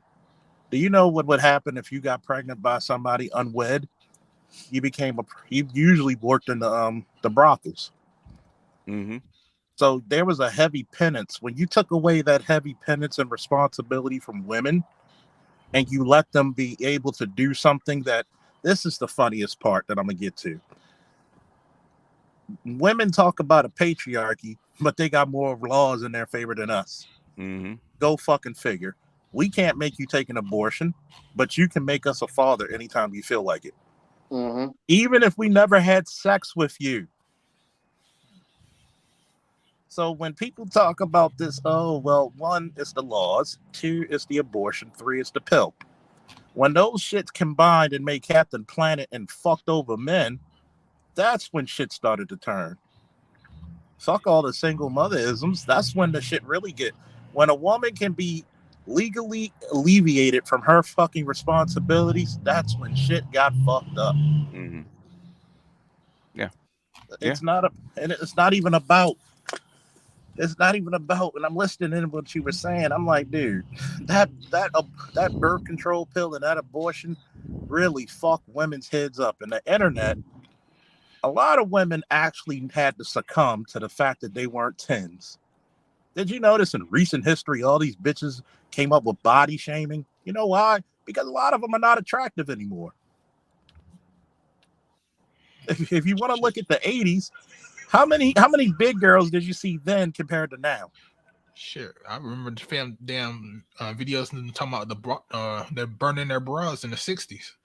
Yeah, and you know, just as a symbol of sexual revolution. That's when you had your sexual revolution, where women were free to have sex whenever they wanted to. Yeah, and then and think about it. You got dudes who go to court, and they found out through DNA testing they're not the biological father, and they still got to pay. Like when people, it's funny when people come to the spaces and be like, "Well, we're mad at the PUAs." There's a lot of guys who, unfortunately, they have to learn how to talk to women. They have built up a fear of women. Thank you for growing up in a single mother home. And tried to talk to their mom and got the shit slapped out of them. They were fucked. Yeah, well, I mean, it's not even that. It's mama told you the lies that nobody believed. Yeah, the argument that I want to hear more is which are the good ones and which are the bad ones. You know, shout out to Ron Wills. You know, Glenda Cameron technically not in that, but shout like in the space. So really, he don't even talk about that like that no more. So shout out to Ron. Let's see, Ron Wills, Alan Roger Curry, rest in peace. I think every black dude should have his book. Everybody doesn't like Cephas Cole. I like Cephas Cole because I think he's good for the younger folks, and he definitely promotes working out. Without the PUAs, you wouldn't have a manosphere. Yeah. So, but the thing is, and like I said, the problem is you have, like I said before, you got dudes that. Well, the other thing too is a lot of y'all got to understand what y'all are seeing on YouTube is what the algorithm is showing y'all. This is one of the reasons why I tend to, share a lot of different variety of channels, as far as shouting them out. So people see it's bigger than what the algorithm is just showing y'all. And I know I'm not saying everybody don't see different stuff, but sometimes the way these arguments manifest in this space, because the argument you're making is an argument that has been made a lot. It's always something this or something that is too much. It's like, is it that folks are seeing this too much or what? But really, ultimately, people are watching that shit. Nigga, Fresh and Fit don't have game, but people are buying their shit. So am I going to blame Fresh and Fit for selling it? And they're not complaining about what they're buying, by the way. Literally, Fresh literally has a fucking course about text message game that people buy. And they're not comparing no reviews talk about this is bullshit and shit like that. So at that point, what are you going to say? They are deciding to buy the shit. It's capitalism. Well, Edward, you as an individual and me as an individual, our brains think a certain way where we can look at some stuff and analyze it and get the scope of it and then determine is it useful for us or not. What I'm telling you guys is like I may not get every little detail of who does what, this and that. I would get the overall majority of the content that's floating around, and I can look at it and I can apply common sense to it, and then I can just make a decision for myself. And my decision was like the majority of the shit is some garbage. I don't even understand why guys can't fathom that in the direction in which women have been moving, that it is pointless to have a conversation with them, engage them, or worry about them. And along with everything that comes with them, from the laws to everything else, you have to bypass them and find other avenues for yourself. And that's why that's the power. That's the power of the socialization, sir. I mean, you literally got niggas talking about women can.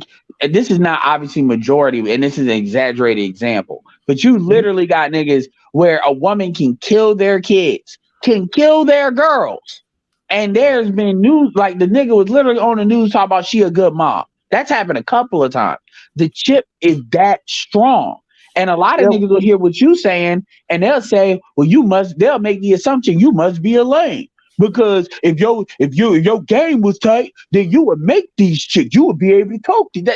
But like you said, you said you were born street dude, so you already know how goofy that is. I don't give a fuck about them niggas or these bitches. I'm not saying you have to. This is the what I'm saying, though. Hold It's not directed at anybody. That's my mentality. Hold on. I understand, but this is the problem. There are very, very few true red pill people in this space. Most people in this space are either purple pill or blue pill. A lot of people are just on the fence and they're just upset about the circumstances they're in. But like we always said in this space, a lot of people are just one blowjob fucking away. Even on the MGTOW side, there are a lot of MGTOW people that were MGTOW as hell, and then as soon as they got a girlfriend, they stop making content. As soon as they got a fucking girlfriend, they stopped making content because they were so in fucking love. You see that? In 1970, a permanent cure to poverty in America seemed on the horizon. Federal poverty wars appeared to be gaining ground, and decisions by the state courts regarding abortion and by state legislators regarding availability of contraception seemed to be giving the millions of poor families tools to control the number and timing of their children. Okay, 1970. Okay. That caused the increase of out of wedlock births. Okay. Yeah, well, like I said, BGS, like I said, that was the first or second wave of single mothers. So you just broke down the first wave. All right. So I mean this is the second wave. Okay. You really want to know why there was also the big rash of out of wedlock births, especially in the Black community. First, it's called welfare. Okay, because you were not legally tied. Hold on, man. You're not legally tied to the man, right? The second thing is 1973 when they eliminated illegitimate childhood. Okay, where any woman could have the claim to the father's wealth without being married. Okay. The second thing, and the last thing is what? No fault divorce. Shout out to Ronald Reagan. So in other words, that is the current environment that we're living in now. It all starts from there. It's not rocket science. And before anybody starts, I want to read my cash outs real quick. Go ahead, read your cash outs. Because I want to know how he figures that the dating coaches have ruined the manosphere. I want to know that. I ain't heard that one yet. Memphis O Gun, appreciate you. Come on. MJ, appreciate you. Let's see. Keeps going back up. Jay Maddox, appreciate you. Except for the drinks. I'm not even drinking tonight. That's fucked up. Jay Butler, he says for 1 plus paying 4. So he did a $2 holler. Okay, $2 holler. Okay. $2. Childs, had Dusty Nuts, aka Shocks. Appreciate you. Let's see. Did that one. No one. Appreciate you. $2 holler. $2 holler. Ray June. Appreciate you. $1 holler for the Ray June. Thermocat. BGS Tax. Appreciate you. What's up? That's and what's up. Bellamy. He says the $5 holler. $5 holler. All right. I think that's it. Go ahead. Yeah, I want to know why does he think, in his opinion, why the dating coaches have ruined the manosphere when they actually were founders of the manosphere, part of the founders of the manosphere? All right. So first things first, right? You have to look at what is the goal of a dating coach, okay? And then look at the different dating coaches and their different biographies. One of the things that I did was I started doing math and timelines based upon certain dating coaches being married. And you being married 20, 30 years, you're only about 40 something, 50 something years old. You are teaching dating in an aspect like you played the field. You've been in the field like you've dealt with an array of women, correct? Mm-hmm. And the story doesn't add up because you've been married longer than you've been dating. And Now you gotta go back and make that math add up, man, because I'm not understanding. I'm not following you. Make it make so, sense. Yeah, that don't. so you got married in your early 20s, Okay. Okay. Yeah. in your late 40s and 50s now, and you talking about how you just dated and dated and dated. And we know mathematically, younger men Okay. don't have Okay. the Hold on. finances to date like Hold on a second. that. To go back over that again. In other words, or were they dating One while they're more married? time. Were they dating while they're married? Okay, or they didn't get Correct, married correct. later? Did you hear what I said though? No, They're no, talking like they play the field.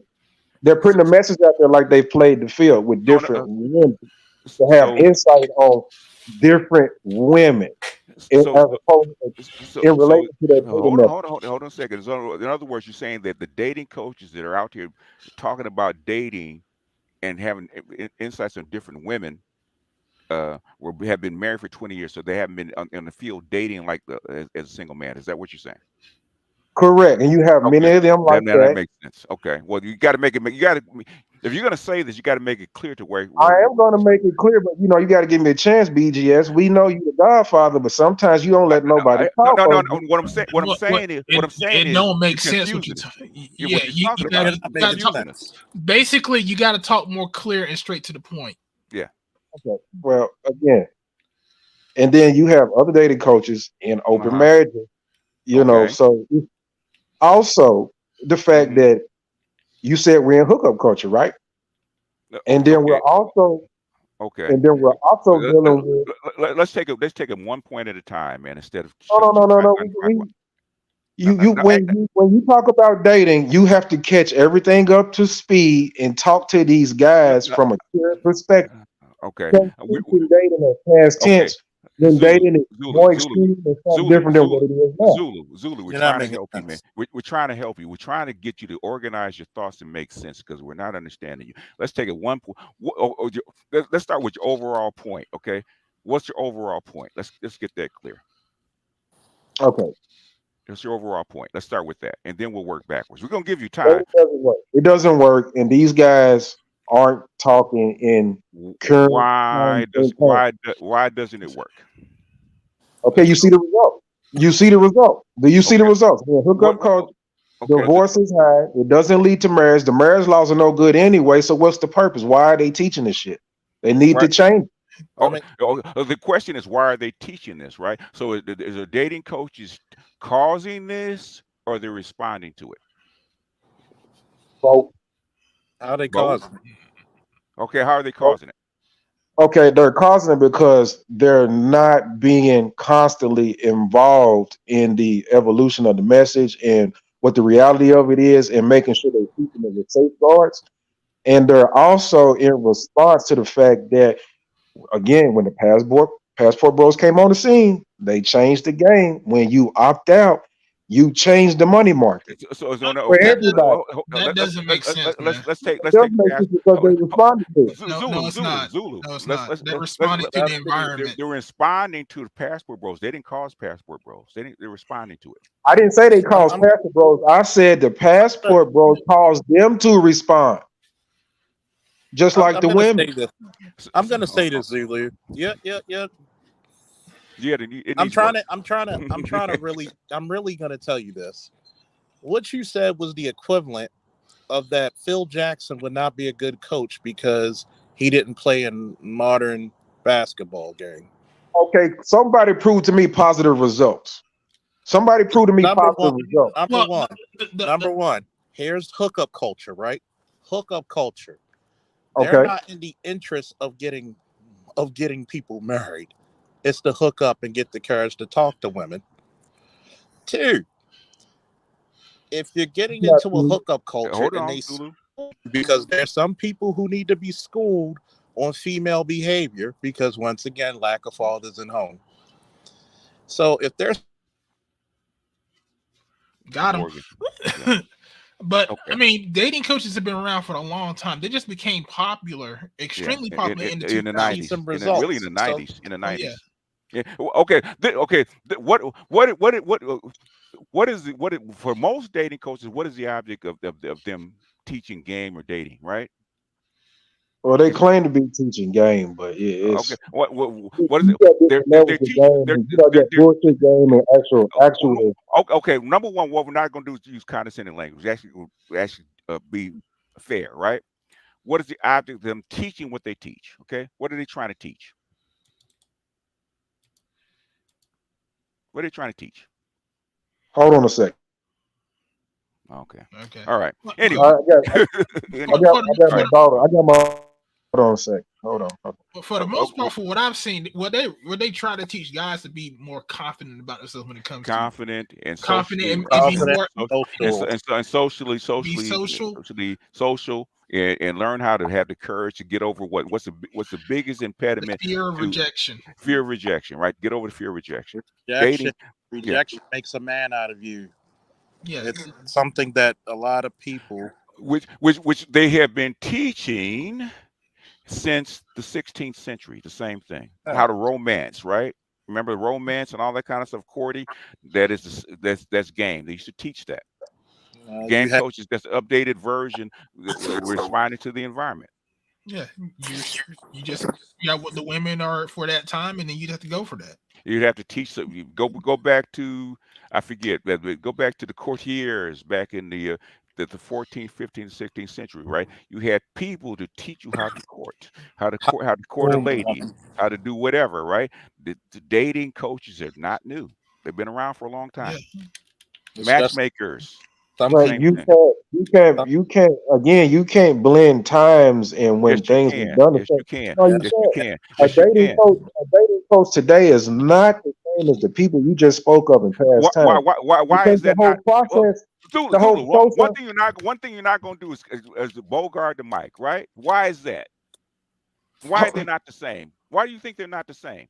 Because the whole process and the whole social environment, people's behavior was different. Thank you. Yeah, you know that. You know that. Hold a you second. Kind of link them though. No, Zulu. Guess what they're teaching back then, right? How to approach. The hookup culture back then. Zulu. It's not about the hookup. It's not about the hookup code. You stuck on that, man. Yeah, it's Zulu. Well, he brought it up, and I'm using it against him. He brought it up. You're really bad. You're stuck. We stuck on the hookup culture, man. That's not what we're talking about. It's not about hookup culture. It's how to approach women. Women. Damn. Again. Right? It's how to approach women.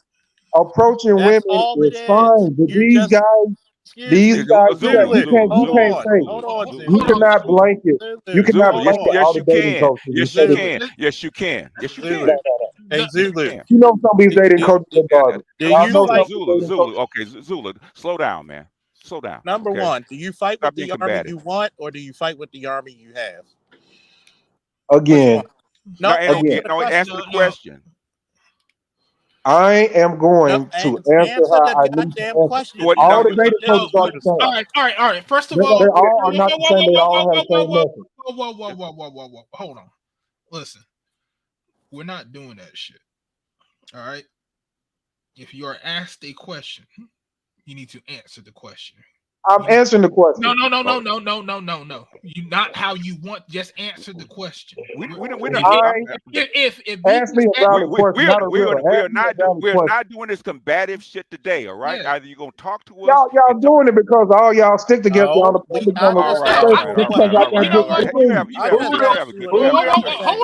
Hold on, guys. Hold on. Listen. This is not a fucking group thing. There are things that me and GGS disagree on. There's things that me and Charles disagree on. It's not that. We're just asking you, if you are asked a question, answer it. That's it. Okay. Don't sit here and be like, oh, I'm not going to answer it the way this, that, and the third. Just answer the fucking question.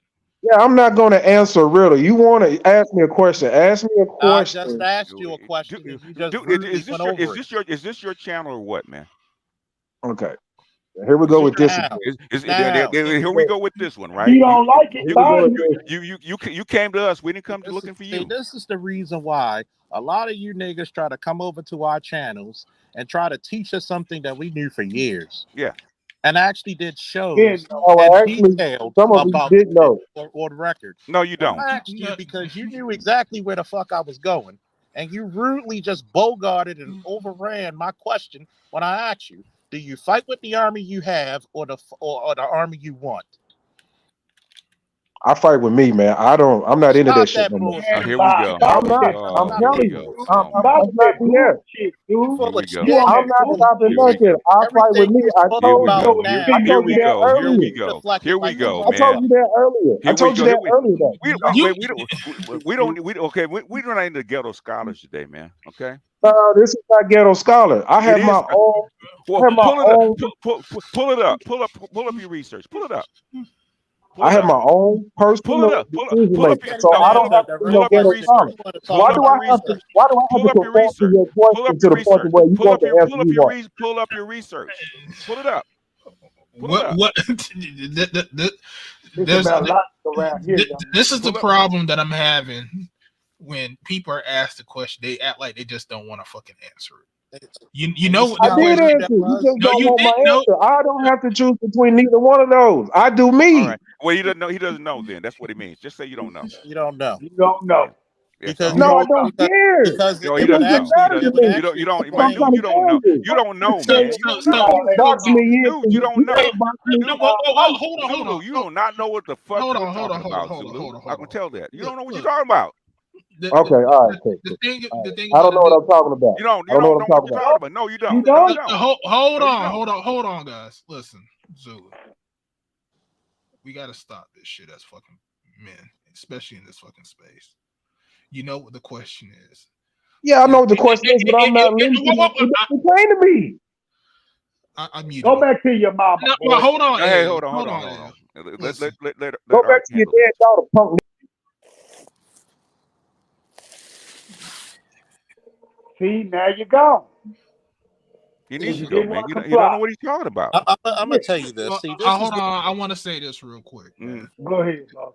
because this is the problem. If you're asked a fucking question, answer the fucking question. It was a 2-answer question.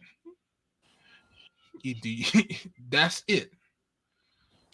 Answer it. You know what he was going for. You just didn't want to answer it. And that was the fucking problem. Zulu, you're not coming back up because you talked about that man's daughter. Fuck you. We don't do that shit on my fucking panel. You ain't gonna talk about someone's damn family members like that, man. especially when you don't know what people's families been through. That's some rude Yep. shit, man. And I'm gonna just say this. Well, I don't hold give on. I'm not finished yet, Charles. Go ahead, man. Okay, yeah, that was some rude ass shit. You can disagree, you can fight and all that other shit, but once you start going after people's family members and all that shit, that's where you crossing the fucking line. Because you know, if that man was standing there face to face, he would have had every single fucking right to smack the damn living taste out your damn mouth. Because you went that far. And you only going that far because you're a keyboard fucking warrior. So stop that shit. Again, answer the if you gonna come on this fucking panel, answer the fucking questions. Don't sit here and fucking try to gaslight people. That's fucking rude and disrespectful. I'm going to Why, answer Point the way I period. want to answer. No, that's why is he here if you don't want to engage? What's he here for? Because people looking for clout. And I'm gonna tell Okay. you this because that was because when I asked him that question, it would have solved it would have debunked everything he said. You fight with the army you have. Mm-hmm. Guess what? You got guys who are 5'5", and they probably know how to get women better than anybody. Why? Yeah. Because they had to overcome their shortcomings. You fight with what you got. You don't wish to be 6'5" if you're 5'5". You fight what you got. You better be a charming, well-dressed motherfucker. You better be in good shape. You better be well-groomed. You got to be actually worldly and interesting. See, the problem with this is really is that you have a bunch of men who come to these spaces trying to tell us something we knew for years. Yeah. Okay. Yeah. And that's actually disrespectful. Like, we don't know this shit. Oh, the sun's in the sky. It's been there for the billions. Like, I mean, really, you blame people when you talk about this gang culture. I know people hate about, especially Edward, they hate gang culture. Game is just part of life. If I look like something that a woman likes, and it's at my job, and she can help me do something that gets me further in my job, you're a damn fool not to take advantage of it. If I can sweet talk that middle age or older lady because she likes the way that I look, or whomever in the situation, that's part of gang. You gotta have some EQ and IQ. But they're really overselling game. They really are. Yeah. That's the problem. The problem is not game itself, because it's been there.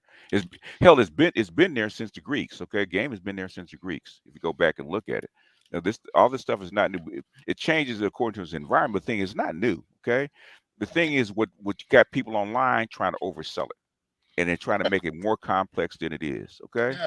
I mean, you got to look at it. If you really want to talk about game, I mean, for God's sakes, go read the Song of Solomon. I mean, it's a damn love story, for God's sakes. I mean, it's people trying to make either really complex stuff simple or simple stuff complex. I don't know what's worse. Yeah, and the thing is that Zulu, your stuff is not tight as soon as we start pulling at it, and then you get mad. You start getting loud. That means your research is not complete, sir. It's like, for instance, I had a pregame or a goddamn tailgate before the talking about the situation with the police officers. Yeah, and me and AL had a little bit of a debate until I broke it down even simpler, and AL was like, "Okay, I get it now." AL is not an unreasonable person once you break it down to him. Mm-hmm. AL knows his rights, but I said, okay, this is the difference in it. Like, when it comes to reasonable suspicion versus probable cause, you have to build up on your reasonable suspicion. I can't just stop you off of one thing. It's not going to hold up. And it's like the same thing with when people come here want to debate something. You can't just pull one page out of the fucking article and say, voila. Yeah, you gotta have some research behind it. You gotta have research. You gotta build up your case. And this is the part that, like, you get a bunch of Google warriors who say, just like that chick I had on, for the Olympian, and she tried to say, well, men are more. I said, I pulled up feminist research. I pulled up the DOJ. I pulled up FBI statistics. I pulled up so much stuff to tell you. Even the feminists said 70% of the victims in domestic violence are men. Yep. And once I showed her this shit, she couldn't say shit, because now you're going to really sit there and tell a seasoned cop who's hitting who. Just like I debunked the whole myth about black men killing black women at an alarming rate. That's not true, because you still outnumber from anywhere from 2 to 3 million. And majority of the time, you are the aggressors. Not only you're hitting first, but you're also using weapons. Yep. Yep. That is true. Shit, a lot of fights are probably started by black women. Black men just finished it. They were the aggressors. They first started it. A lot of black men want to just walk away. The problem is that women like to follow and keep egging you on. It's the fact that black women don't have an innate respect or fear of men. They're not raised that way. Nope. And they actually had to talk about the cultural differences where, oh, nigga, I fight you. I do this and I do that. And then as soon as you hit them, they want to get somebody bigger and stronger when they said they fight men. Go figure. Charles, how many women in your life have tried to fight your ass? Knowing that you can lift about 400, 450, 500 pounds? Yeah, and 4 or 5. And some of them seen me do it and still tried to fight me. I'm like, you do know I would maul you. And it's funny, because when you research this stuff, what are black boys culturally doing when they have a sister? The mom would yell, "Don't you hit your sister!" But she would look and see That girl come over there and hit the boy who's not even paying any mind, and what she do? She'll laugh or make fun of it. It's like, oh, that didn't hurt. Knowing damn well she got to hit your ass with a damn shit. All the damn time. Something must be a full moon or something, because we've been having squabbles, man, over the, people just want to fight, man.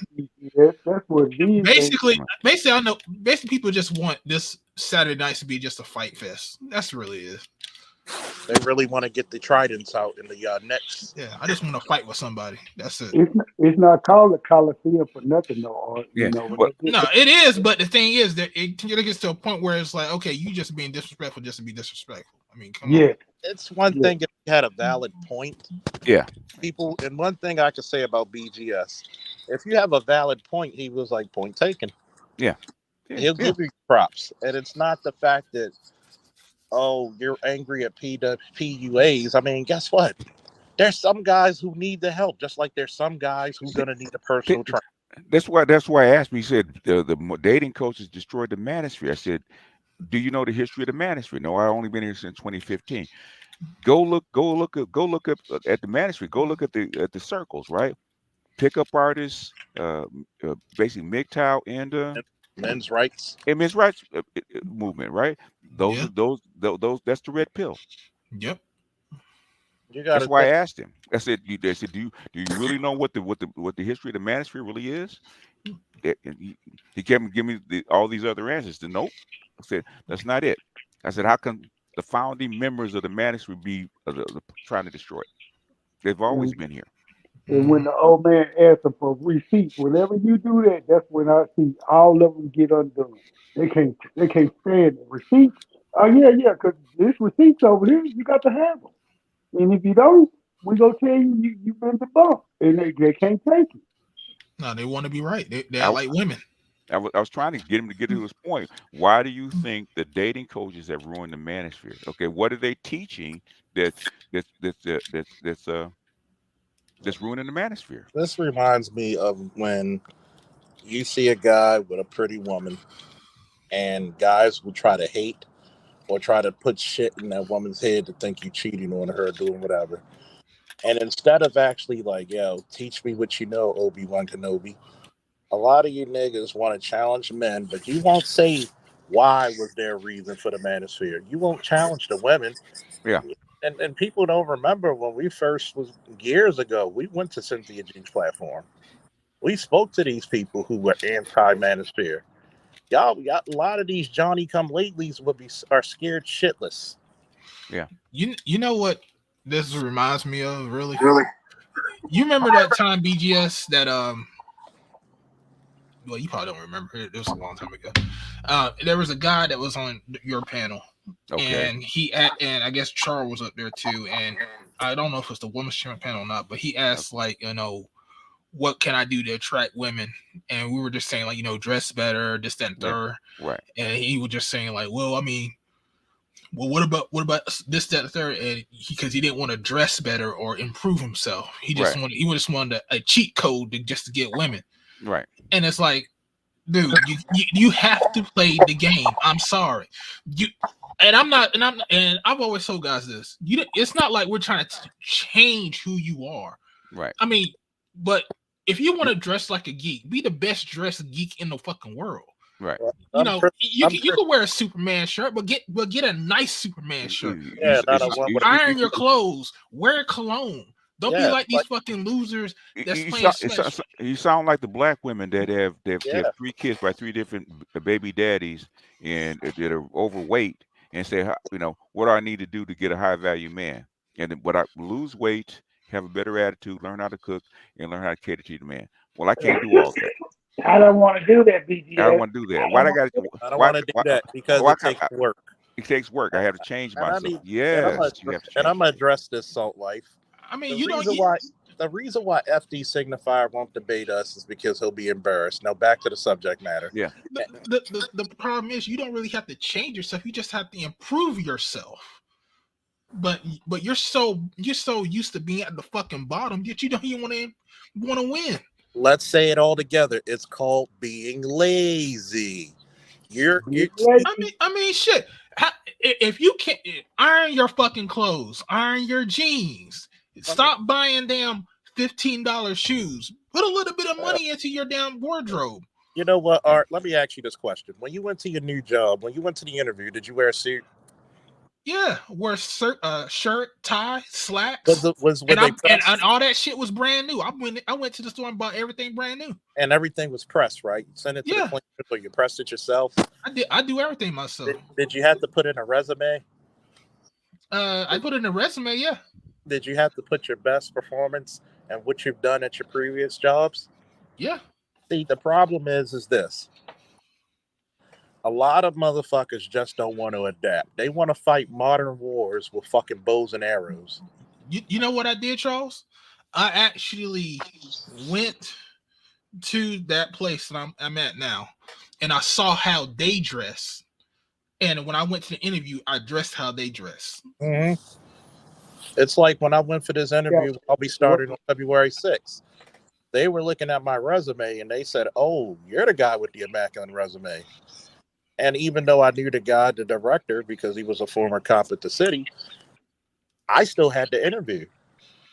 They were like, "We know, like, nah, you can't come in as an officer. You got to come as a sergeant lieutenant." I said, "That's what I'm going for." I said, "You got to see, a lot of people don't want to do this simple thing. You dress for the job that you have. Yeah, you got if you want a beautiful woman, what do you have to do to attract such a woman? You have to sell yourself. Everything you were just asking Art about him getting prepared for that job was him selling himself to get that job. If you don't want to get any kind of woman in this world, you're going to have to sell yourself to her that I am somebody worthwhile for her to be interested. You just can't walk up to any female off the street and say, "Hey, hi, this is me. Take me, accept me." She's going to look you up and down and start laughing. Mm-hmm. And that's the whole deal. They do not want to sell themselves. They do not want to heal themselves up, work on themselves, get to a point, okay, I wouldn't care if you high value or low value, like Art said a while ago. Clean yourself up. It don't take much. This is the same, this argument right here is the same reason why Kevin got so much hate in the black manosphere. Yeah. This is the same thing because, look, like I said, we're not saying that, change everything about you. All we're saying is, you know what? Instead of wearing just putting on jeans and just going out the door, take some time to press your shirt, press your jeans, make sure your shoes are clean. Just look clean, neat, and presentable. Start wearing some cologne. Yeah, that's it. Stop buying that Axe body spray and spend a little bit of money on some decent cologne. At the very least, smell like soap when you walk out. Exactly. Don't smell like you play Smash Brothers. Yeah. Oh God! Believe it or not, soap goes a long way. Okay? And I'm gonna say this: here's a cheat code. Women have a greater sense of taste and smell than men. Use that against them. It's called cologne. 60, 70, maybe $100. You could get a decent cologne, and there's grades to that cologne. I think Eau de Toilette will actually last you 6 hours. Yeah. So, number one, spray on your neck, spray on your beard, spray in the back of your neck, your wrist, and the back of your hand. Okay. And for God's sake, all the areas where a woman will smell you if you were hugging her, especially around your neck. Yeah. Then on top of that, learn how to walk with proper fucking stature. Okay, have some good posture. That also improves it because it makes you look more in the triangular, more muscular shape. Number three, saying stand up straight when you out. Exactly. Yeah, and it also denotes class too, because people that have good posture are normally people in upper class. So it also denotes class. Yeah. So you gotta have certain things. Learn how to read a book. Talk about something that's not just street level shit. As my grandfather said, don't brush your teeth, wash your mouth. Mm-hmm. There you go. Okay. You got two struggles already. You can't be short and fat. Oh, that's what you're going to come back at me with? About how much do you make a year? It's not like I've done more than YouTube. And when was the first time that you guys, if it's okay to talk about it, when was the first time that you guys had sexual intercourse? Probably 2 months. No, that's not true. A month into our relationship. It took a month. Why would the female of the species want to take your genes and put them into the next generation? Listen to me, okay? You have zero confidence. and you're a quitter. Don't talk to me that way. You're underperforming and you lack ambition. From the get-go, I knew he was a pig. I just have really low self-esteem because I was born a woman. Oh God, here we go. Get it out there. Part of his personality is based on a food he loves. She really is pushing all the wrong buttons right now. I'm sorry, it's my sister from the Philippines. That's not your real sister, by the way. Kind of. Don't say that. She's adopted. I know, but that's not real. You got a big dick?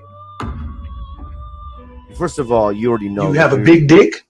If you wanted to be. I got fucking sleeping bird. I would be with a guy with a micro penis. That's your problem. So you guys, the full 1 month, and you guys got into sex. Now, how did that kind of start? Because you know if you got a big dick or not. Stop the bullshit. He takes a lot of Unisom. It's like a sleep aid. He takes it in excess because when he jerks off at night, he thinks that it magnifies his orgasm. Every dude know whether or not he got a big dick. I know I got a big dick. You don't know? You know what? Honestly, just let it go. That's the point. You don't have a big dick. You don't have a big wallet. You're a fat dude. Oh yeah, he's built like a yam, like a gristly Rubik's cube. At 34 years old, you got a lot of nerve thinking you should get choosing singles at 5'5" and 300 pounds, making less than $1,000 a month. I dressed up yesterday, and he was like, "Where the fuck are you going and who you fucking?" The women should approach you. What they get, they don't even get a big dick. Got him. You can't have a good relationship. Was that Kevin Samuels? Yeah. Yeah, that's Kevin. I was like, man, this sounds like send me that shit. Send me that shit. That's classic. But that's what he's saying. Look, if you are overweight, you short, and you make little damn money, you are at the bottom of the totem pole. It sucks, but guess what? It is what it is. Rose. Kevin had every right to roast that dude when he was on there, talking about like he should get choosing signals from beautiful women. And look at the chat. Motherfuckers complaining about smelling with all that cologne. Bullshit. I said spray, not bathe in it. It's called wash your ass. Yeah, don't be like wash your ass thoroughly first before you put on cologne. Get some shea not butter. Put on cologne and not bathe. See, this is the problem. A lot of motherfuckers wanna fucking get women to do certain shit but not do the shit themselves. The reason why I can ask for a woman in shape because I work out. The reason why I can ask a woman with some intelligence because I'm a smart motherfucker as well. You cannot ask for what you cannot become or obtain. Sorry. A lot of you motherfuckers are damn near as delusional as the women. You're just sometimes it's like talking to another goddamn woman. But no, I gets money, nigga. You ain't worked since General George Washington was a private. Look, at the end of the day, it is what it is. If you overweight but the only thing you have is money, guess what? You're gonna have to pay because that's what you have to lead with. You can't lead with nothing else. But it is what it is. You got motherfuckers like Rose in the chat, probably smelling like half a bottle of fucking Camel shit. Can't even get a woman to even fucking acknowledge him being a human being. Gonna complain about cologne. See, this is broke ass niggas get broke ass results, okay? Can't accomplish shit. Scared of shit. How the fuck do you expect to be respected as a grown ass man?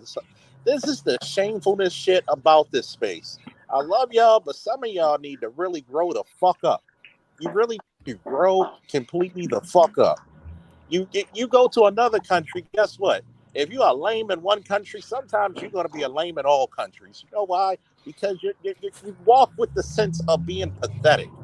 Some of you have not even taken the audacity to say, you know what? I need to take my fat ass or my skinny ass to a goddamn gym. I need to throw away, and I do mean incinerate my clothes because I'm wearing underwear that's holier than the damn Bible. I mean, really. Just basic cleanliness will actually give you 25 to 35 fucking extra points. You know what? Improve at the very least. Improve your underwear game. Yeah, get the ones with the bamboo lining. You'll get that the extra moisture out, and you'll keep it dry. I'm just saying, stop getting them cheap ass $13 4-pack. and get a damn $25 3-pack Hanes that got the space for your nuts. Some of you motherfuckers need to get black fucking drawers anyway. Goddamn gorilla fucking glorilla motherfuckers. And they need to stay at them goddamn underoos briefs too, goddamn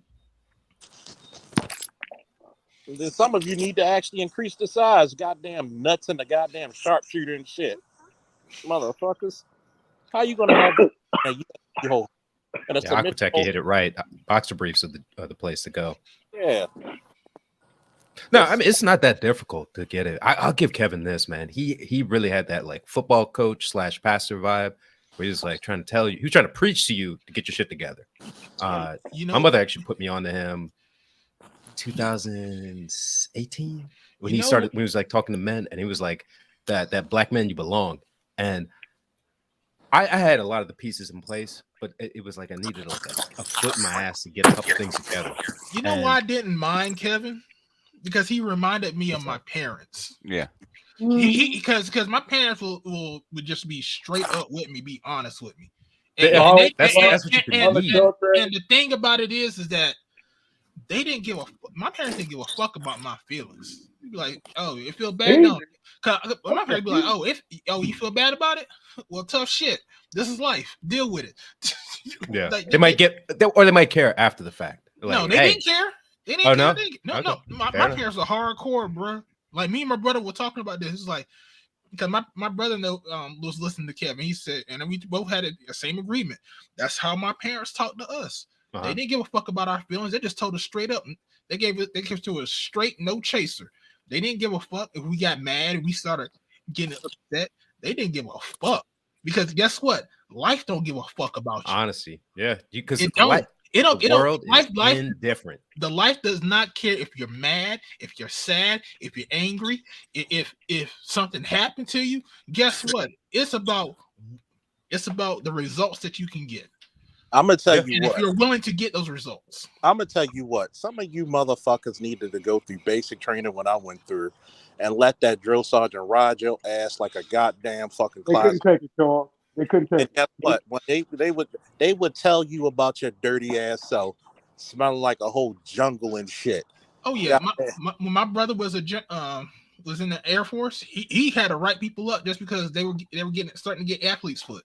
Yeah. Do you know that your cleanliness is something that you can be penalized for heavily because you can get the whole fucking base sick. Yeah. Like really, you get athlete's foot and your fucking foot slips on that towel. The next motherfucker, because there's at least 4 or 5 showers you had to share, you give everybody the fucking shit. And then a lot of you motherfuckers, because you find out very quickly, a lot of motherfuckers were never trained to wash their ass properly. Some of you motherfuckers haven't even scrubbed the fucking crumbs from your ass. It goes back to their first teachers. I've been saying it, and I'm gonna keep saying it. But let's put it in perspective, right? I wish some of you could just be there when that drill sergeant has to fucking check you, and you couldn't even have one string come off your fucking clothes, and that's just your beady fucking use. A lot of you motherfuckers don't even know how to shine your goddamn shoes. But I tell you one thing about it, I know that you motherfuckers master in deflecting like Wonder Woman. Oh, look at how your boy Zulu just did. You ask him a simple question, which he knew the answer to it. He didn't want to answer the way I want to answer.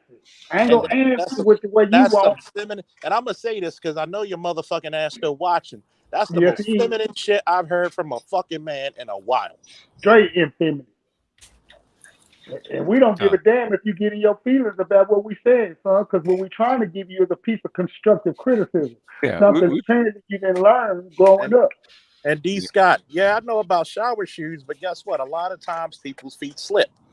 So when you're cleaning, that's a fucking hazard. I can tell you, one thing that shocked the shit out of me is when you living with white people. White people don't like bleach. No. They were like, "Oh my God, what's that smell?" It's called cleanliness, motherfuckers. It's like the power of Christ forsake you. Right, I know a lot of white folks that use that dry shampoo and shit because they just don't want to get under that water. Yeah, it's disgusting. You know they got a no shower shampoo. Yeah, dry shampoo. Yeah, I was like, how? Why? Yeah, it looks like you're pouring dandruff in your hair. It's wild.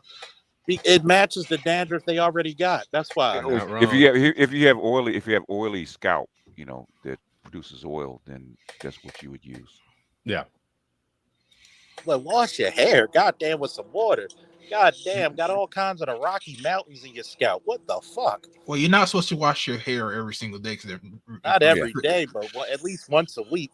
But damn, them motherfuckers will fuck. No, Caucasians have to wash their hair every day. Okay. They got oily hair, man. They have oily hair. Yeah. They got oily hair, and plus they do smell like wet dogs. I'm sorry. I've lived with these motherfuckers. I'm sorry, motherfuckers. I went to somebody a day. agrees with. They all smell like wet dogs to me. I'm sorry. I went to this one day when I was in Iraq. They had this one tent, and it was majority white girls. I said, "Why does it smell like a goddamn kettle?" And the black chicks looked at me with big eyes and started busting out laughing. And the white girls didn't even know what I was talking about. Nope. They can't. They probably thought that was a compliment. They can't smell it. I swear to God, people be like, "Oh, you need to get yourself a white woman." For what? I don't even Justice didn't smell like a goddamn dog. Shit.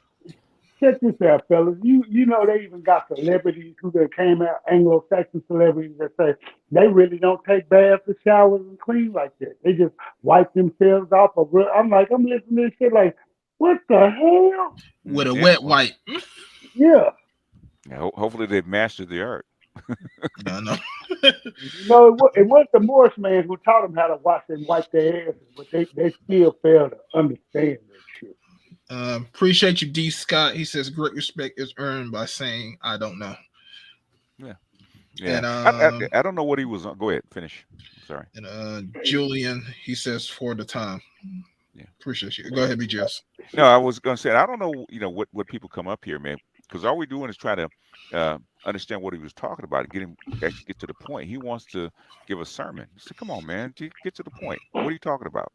We trying to gain understanding over here. He's trying to be right, being on top of that. No, he cannot be the grasshopper. He refuses to be. Everybody's got to be a grasshopper at some point before you become a master or something. That means shutting up, listen to comprehend. Not listen to rebut, listen to comprehend. That's what it takes. It's a lot of times I'll just shut the fuck up and let y'all go on because I'm learning from y'all. Because I want to get smart. Well, the thing about it is that you come in here to get better understanding. And so the point of the matter is that, okay, if you're saying something and someone else is saying something different, just go back, look at what they're saying, compare it to what you know, and then see where there might be a misconstrued of knowledge at. And then that's it. Don't come up here and just argue just to be arguing. There were times when there was like a couple of times me and BGS had a different opinion, but I didn't let it linger. I didn't was like, no, you're wrong. I just said I gave him my point. He gave me his point. And then I just go off and then I go look at it, information that he gave. And that was right or was wrong. Yeah. Yeah. And that's it. Wrong. Yeah. That's it. That's all you have to do. That's what you're supposed to do. If you are a thinking black man. I was trying to get him to get to his point. I mean, I've done that to Jules too, so he's not the only one. That's how knows BGS. They know when if what you got to say means that much, all he gonna say is show me the receipt so I can study if what you gotta say is better than what I know. Period, point blank. But then when he says show me the receipt, that's like, oh, that's the ultimate. You put me on the spot. I have to because right now we're at an impasse. First thing he said, I've done the research, right? Okay, you done the research. It's not your opinion. You've done the research. You got receipts. Show me the receipts. Okay. Yeah. Where you get it from? Give me quote the book, quote the passage. Where'd you get it from? Yeah. There's only minor things I've said that I'm like, I don't quite agree with that, but the broad thrust of stuff, I'm like, yeah, it's largely right. People don't want to admit that, and people don't want to dive into that, but that's how you start to get things to change, or people's minds to change and say, hey, how are we going to address this when we see what's on the table? And our biggest thing with you is, Jules, get to the point. I'm long-winded. Yeah, I don't deny that. No, that's all so me saying to him is not unusual. The thing is, this is a echo chamber. No, it's not. We do that the same thing to everybody. I do that to AL. I've done it. People have done it to me. Get to the point. What are you trying to say? I'm not understanding what you're saying. Life is an echo chamber. Like there's a bunch of shit we try to get right that we revolve around certain institutions and practices and social arrangements all the time. They're gonna change slightly. Technology is gonna increase, hopefully, we're gonna get better, but a lot of that shit is very similar. A lot of the problem is that a lot of people when they come up here, their ego is on the line, and they can't handle it when their ego gets challenged. Well, give them a bunch of mushrooms and let them kill that ego for at least a day. We're trying to get you to sharpen in here. That's why you call this Coliseum. We're trying to get you to sharpen your research. Yeah, because you're missing. You will get challenged. You will get Iron challenged. Yeah. sharpens iron. Yeah. Iron sharpens iron. So the Coliseum is really is just you just sharpen your knowledge base. That's pretty much it. Because you're gonna have people come in with different ideas, and so it's for you to come in here. You talk about it. You may disagree, but you go back out and sharpen your talking points so that way you can get better at it. And that's what happens if you're doing what you need to be doing. I've gotten sharper since I've been here since 2015, 2016. Mm-hmm. So, from where I started to where I am, I'm leaps and bounds above that. But guess what? I had to sharpen myself. I had to go back and do research. I had to go back and read the books. I had to go back and read the reports, the articles, stuff like that. I send BGS stuff all the time. He does. We got books we need to read, haven't gotten to yet. Yeah, exactly. Shit. Still buying books, motherfucker. But you know what? I was just sitting here thinking as I was talking. I was like, the biggest thing I see is men having, and BJ is touched on this, and Charles and Art a bunch. Men do not, when they get in these spaces, it's just like being if we were in front of one another. Period, point blank. These younger men have not been trained and do not know how to be in a setting with other men and deal how men are supposed to deal. Because the first thing you see all these dudes doing is reverting back to their childlike state when they don't get what they want. Like he said, I'm going to answer the way I want to answer. This man ask you a simple yes or no question. And a lot of times that's what we do. Ask each other simple yes or no questions. It's like, it's too hard to do that. But then I bring that back full circle. Who did they learn that from? Who did they watch do that their entire life? Their mamas. Yeah. The mamas, yeah. Yeah, I'm like, because you know what the answer is. You just, Yeah, you don't want and to he get just trapped. want to accept it. Yeah, I mean, not so much you go get trapped. Is just once he debunks or somebody debunks what you're saying, you're gonna have to live in that. You're gonna have to understand. Okay, what I thought was right was not right, so I have to reevaluate it. And that's like, oh, that's when it's bruising their egos because they have to. Ooh, that hurt. No, it didn't. I mean, it's called constructive criticism. We all gotta get it at some point in time. I'm not better than nobody on this panel. I know I'm not. Yep. Next subject. So did you see Marty's on with one of these other, I don't know, panels? I guess he's giving them some of the business. Okay, let's boot him up. I mean, I think he was doing it while I was on my stream, so I didn't see it. So yeah, plan on checking that out. I actually like that this Passport Pros thing is going to be hot in their mouths because it's the easiest thing for most people to target, but it's the easiest thing for most people to do.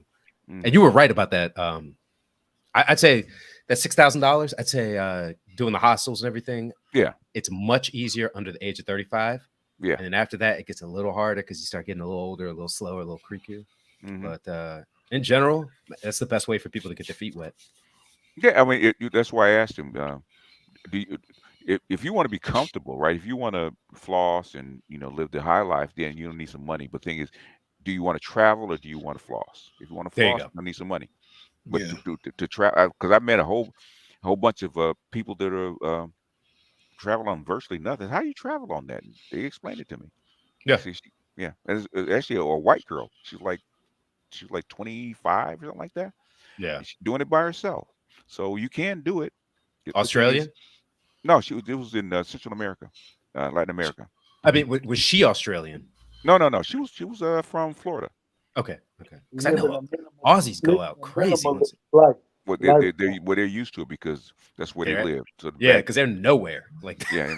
That's the last place I'd ever visit. Yeah, but I know I've known a couple people who did that where they get a hostel is like $10 a night, $5 a night, and it's not that bad. You could pay for $5 a night. Yeah, you could pay for a private room for $20, Mhm. and then you just go do what the locals do. You know, get some good walking shoes and have a nice backpack tightened up. You know, you were right on about that. Yeah, I mean, if you want to travel, okay. Yeah. The thing is that how do you want to travel? If you just want to go see the world, you know you don't need special skills. Okay, you have enough. You can actually earn enough money, and once you get your money up, what is it? To live off the land, what, $500 a month, depending on where you are. Yeah. How much do you think will probably to stay like a week in Nairobi? A weekend depends on where you stay. If you stay in in the highest part of the city, then yeah, it's going to cost you. It's going to cost you about $1,000. If you say if you just get you a local Airbnb, a week will probably cost you what? Well, minus the flight, $150 a night for the boarding, and then like $50 a day for living. Like really living. Oh, that's if you want to live basically up, like an American first world. Well, really high life, really. If you want to live the high life. But if you just want to just check out the scene, basically, what is it? What's most apartments are like what, $100 a month, $150 a month? Yeah. Yeah. Yeah, because I was go ahead. Yeah, because I was thinking about going to Nairobi sometime soon. Because everybody goes to Ghana, and I don't want to go to Ghana because I heard to me it's like Americanized. So I want to go to Nairobi. It is becoming more and more Americanized because that's what especially black women change everything when they come over, and they try to because they complain like a motherfucker. But but everything they touch. Yeah, it just depends on how long you want to stay. Go to that. Is it Airbnb or something else? I can't remember what the name of it was. Where you can actually rent an apartment if you want to stay. Depending on how long you want to stay. You want to stay a week? You want to stay a week, right? So yeah, you can. I say Ghanaians. Oh, go ahead. No, go ahead. I was gonna say Ghanaians are like the friendliest of the West Africans, in my personal opinion. They are.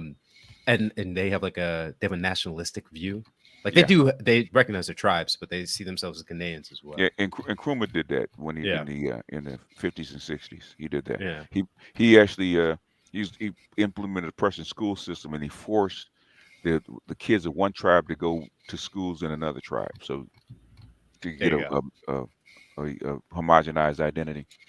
And it's I'd say like most of West Africa is finally catching. I haven't been on the continent in 10 years, but I'd say when I was there, it felt like it was infrastructure wise was in transition.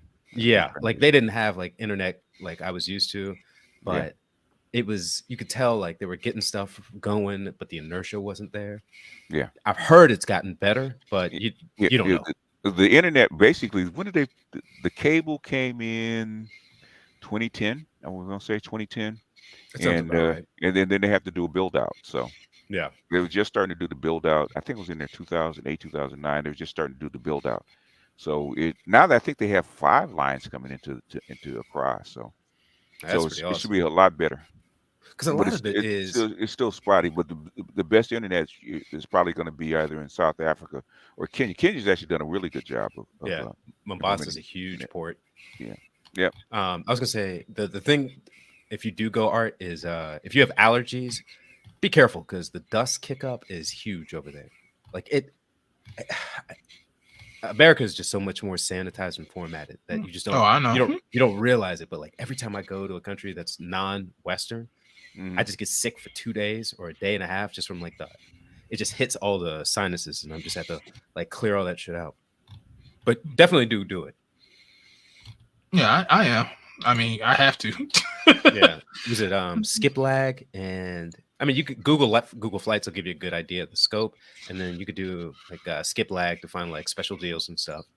Now, I was thinking because I was looking at airplane tickets, and I don't know if it was just where the time frame I was thinking about going at one point, but it was like I think it was like 1,500 to 1,700. It depends on the time of year because it can go as low as like 700 or 800. Yeah. Depends on the time of year. But there's a reason why it's that low too. Yeah. Well, that's the thing. Like in Ghana, when I looked at Ghana at one point, it was extreme. It was half the price than going to Nairobi, and I was trying to figure out like why. And I'm thinking like it maybe just some international stuff. Because Ghana, at some points, Ghana is more expensive to go to than Nairobi. Because there's sometimes where you can go from an American airline straight to their major airport. I can't remember what it is. But other times you'll have to go through like Germany or France and then go there. And then Kenya is far enough that you have to go through a third party, you know, Germany or something like that, Italy or something like that. Yeah, it'll usually be like that. But since France is getting out of most of West Africa, it's gonna be interesting. And they're building out all the airports now with the Chinese money, so they can have more control. Hopefully, it'll be good. But when you do go, be aware the time is it's very flexible. Like if you order something with bread, they're gonna make the bread. Yeah, that's fine. $23 a night, $27 a night. It goes up from 150 down to like I think 23 is the lowest I've seen. No, 18 bucks a night. An Airbnb lovely apartment. That's not bad. Let's see. Let's see what it looks like. It's not bad. Okay, that's not bad. No, that's not. Okay. It's pretty nice for 18 bucks a night.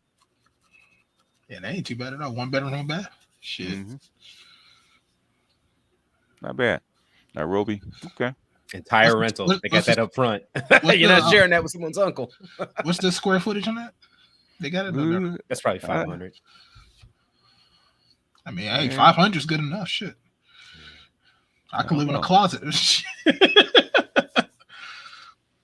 I could be like, what's that dude in that book I read? Maybe 300. That bedroom looks a little. So it's that bedroom probably does look small. It's a queen bed though, so it couldn't be that small. Yeah, they squeeze it in there. But yeah, you'll be. What was that damn book? The half black, half Asian guy. Yeah. He was a pizza delivery guy to the mafia. So 5 days is $116. It's not bad. Yeah, that's not bad at all. Yeah. All right. Well, that's the way you do it. That's the way I would do it. And if you spend more time over there, you can find a local that can give you a deal for like month-long stays. Yeah. And that's where that 116 turns into like 116 for like 2 months. Yeah.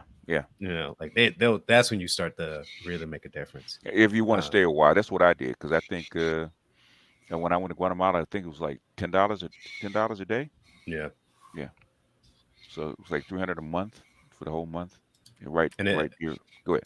Oh, I was gonna say, be careful. Because I'm thinking Nairobi is just south of the equator. Because most black people can handle heat, but there's something about that equatorial heat that is just you gotta remember that Nairobi is actually elevated. So that's true. The average temperature at Nairobi is like 70 degrees year round. That sun is bright because they're like 5,000 feet above sea level. Yeah. So they're elevated, just like when I stay in Guatemala, it's elevated. So basically, even though it's near the equator, now you go down to the beach. Oh yeah, you're gonna bake, you're gonna toast. Yeah, but the thing is, as long as you're up in the mountains, it's like 70 degrees. In fact, it's kind of cool. Yeah. I didn't think about that one. That'll be all right. Go, definitely go. Oh yeah, trust me. Yeah, but if you're gonna go, that's the way you go. Yeah. Hey, no price anybody can be passport bros. Well, the thing is, if you look at it that way, that's the way you do it, and that's on the higher end, right? Even the Airbnb is on the higher end, right? If you want to, you can actually go lower, but the thing is, you're going to get, lower amenities too. But the thing is, I think that's still kind of like first world. Yeah. Because you could share something with somebody's aunt or uncle or something like that, and they'll cook you dinner or something like that. It'll be cheaper too, and it won't be bad. If you go outside, if you go near the shanty towns, you go outside the city, you can get $1 a night. Okay, $2 a night, and with no toilet. Better dig a hole. Yeah, the dollar room. You want the $2 room or the dollar room? Which one has water? The $2 room. Okay, you're not wrong. Yeah, oof. That's funny. Well, yeah, that's the way you do it. If you depends if you want to travel or you want to see the world, there's a way to do it. I mean, the way Marty was talking about, if you want to live there, permanently or something like that, where you have to make money, then you have to have a skill. Yeah. If you want to make a life there, that's different. But the way Marty travels there, you don't need some money, boss. Yeah. If you want, why is everybody going after Donovan Sharp now? What did he do now? He pissed off Preach. He went after Preach's wife. Maybe. Again? Nah, this is like a year ago, 6 months ago, or something like that. He just did it like a couple of months ago. He actually challenged Preach to a fight. Yeah, but he's got. I mean, Donovan he's got Sharp? his fans up. Yeah. Really? Yeah. I mean, really, he does that. He's a big dude, though. I wouldn't really fight him. Yeah, Donovan's combative anyway, so this is like, food for him. Okay, I was just saying, so I was like, why is Donovan Sharp on everybody's video on my timeline? I'm like, what the fuck? I mean, that behind the scenes talk, they probably all thought, let's get him out of the paint. And sometimes, man, you know how it is, man. It's a way to get attention too. So yeah, attention through conflict, like we just had tonight. Yeah, that's true. That's true. I mean, this is an advice to people that want to pimp their channel. Okay, the way to pimp your channel, especially on a medium like this, is to engage the folks up here and convince us why we should go over and watch you instead of fight with us. Yeah, this is not a platform for you actually get up here and preach to the choir. Okay. Yeah. It's basic sales, man. Like if I'm working at a Ford dealership and you're working at a Chevy dealership, I don't tell you how much Chevy sucks. I tell you, oh, you got a Chevy? You had a Chevy? That's great. Let me tell you about my Ford, the Mustang, six cylinder, 8-cylinder, whatever. Look at the leather. Look at the heated seats, the heated steering wheel. Go 0 to 60 in 4 seconds. Like I talk about my stuff. I don't talk about what's bad about your stuff, because then we're still focused on your stuff. And then you might want to defend that because you made an investment in that. You're pot committed. And so it's just bad pull. Yeah. And well, the dating coaches ruined the manosphere. Okay, why? And then you want to get this whole long story. I said, come on, man. You made a statement, answer the question. But I can't answer it the way you want me to answer it. Well, then don't bring it up. We can't wait all day for the story and the sight sees. Okay, look over here. There's trees, and down here there's the lake, and if you go down the road, no, man, get to the point. Talking through a story like a woman. I want to tell you what happened over here. I want to talk about how I felt, and how I think people should feel. And then all that shit is not actually saying what you're actually saying. Yeah. Like, I ain't got time. You're not my woman. I ain't fucking you. I ain't got to go through all that shit. Stop it. And Salt Life, didn't you just talk shit about us? Now you're trying to engage with us? What's up with you? Salt Life talking shit? He was. He's talking about this is why FD Signifier doesn't want to debate you. FD Signifier is going after what he thinks is low hanging fruit. Yeah. That's what FD's going after. He played a bunch of pre-qualifiers and what do you call it? Things you're not allowed to talk about off the rip, which is like the antithesis of someone like Destiny, who would he spams the auditory with a bunch of shit that he does a thing where you're not supposed to talk about. What is it? Nixon talked about. Let's say that my opponent slept with his mother. Why? Because we get to say that my opponent slept with his mother. He gets to put that earworm in you, and he does that all the time. It's very annoying. Destiny don't want to come over here and talk, man. We done too much shit. Yeah. Plus, he's annoying, and he has a bunch of psychological tricks he pulls with his music in the background, his game in the background, the piano stuff, and I'm like, I don't care about that. Nah, I mean, it's annoying because the listener can't actually focus on what he's saying. That's because they're not focused on the conversation. If you're focused on the conversation to have with somebody, you can bypass all that shit. All you gotta do is just stay on point and just respond. A lot of people what they do, they don't listen to the person when they're speaking to the person. What they do is they're waiting for to respond, and that's the issue that people have about conversations like this. I don't care what you're saying, but I want to say what I want to say. Yeah. Yeah.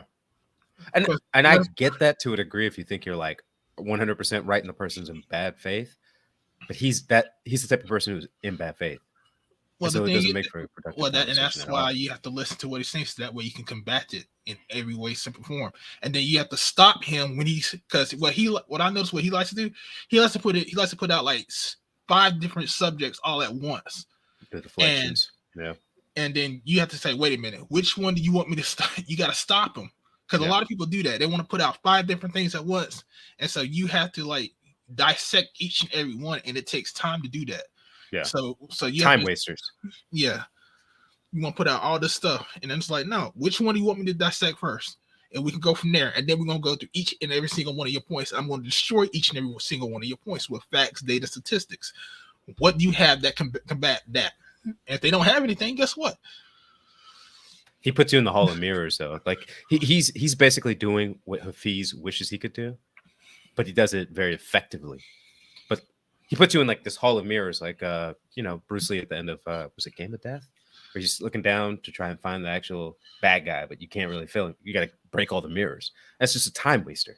You burn up a bunch of energy and stuff for it. Well, that's why the audience will get it, but that is why you have to be a very good communicator when talking to some of these people, because some of these people will just be just like a dog in his tail that will chase you around and around and around and around, and you don't get nowhere.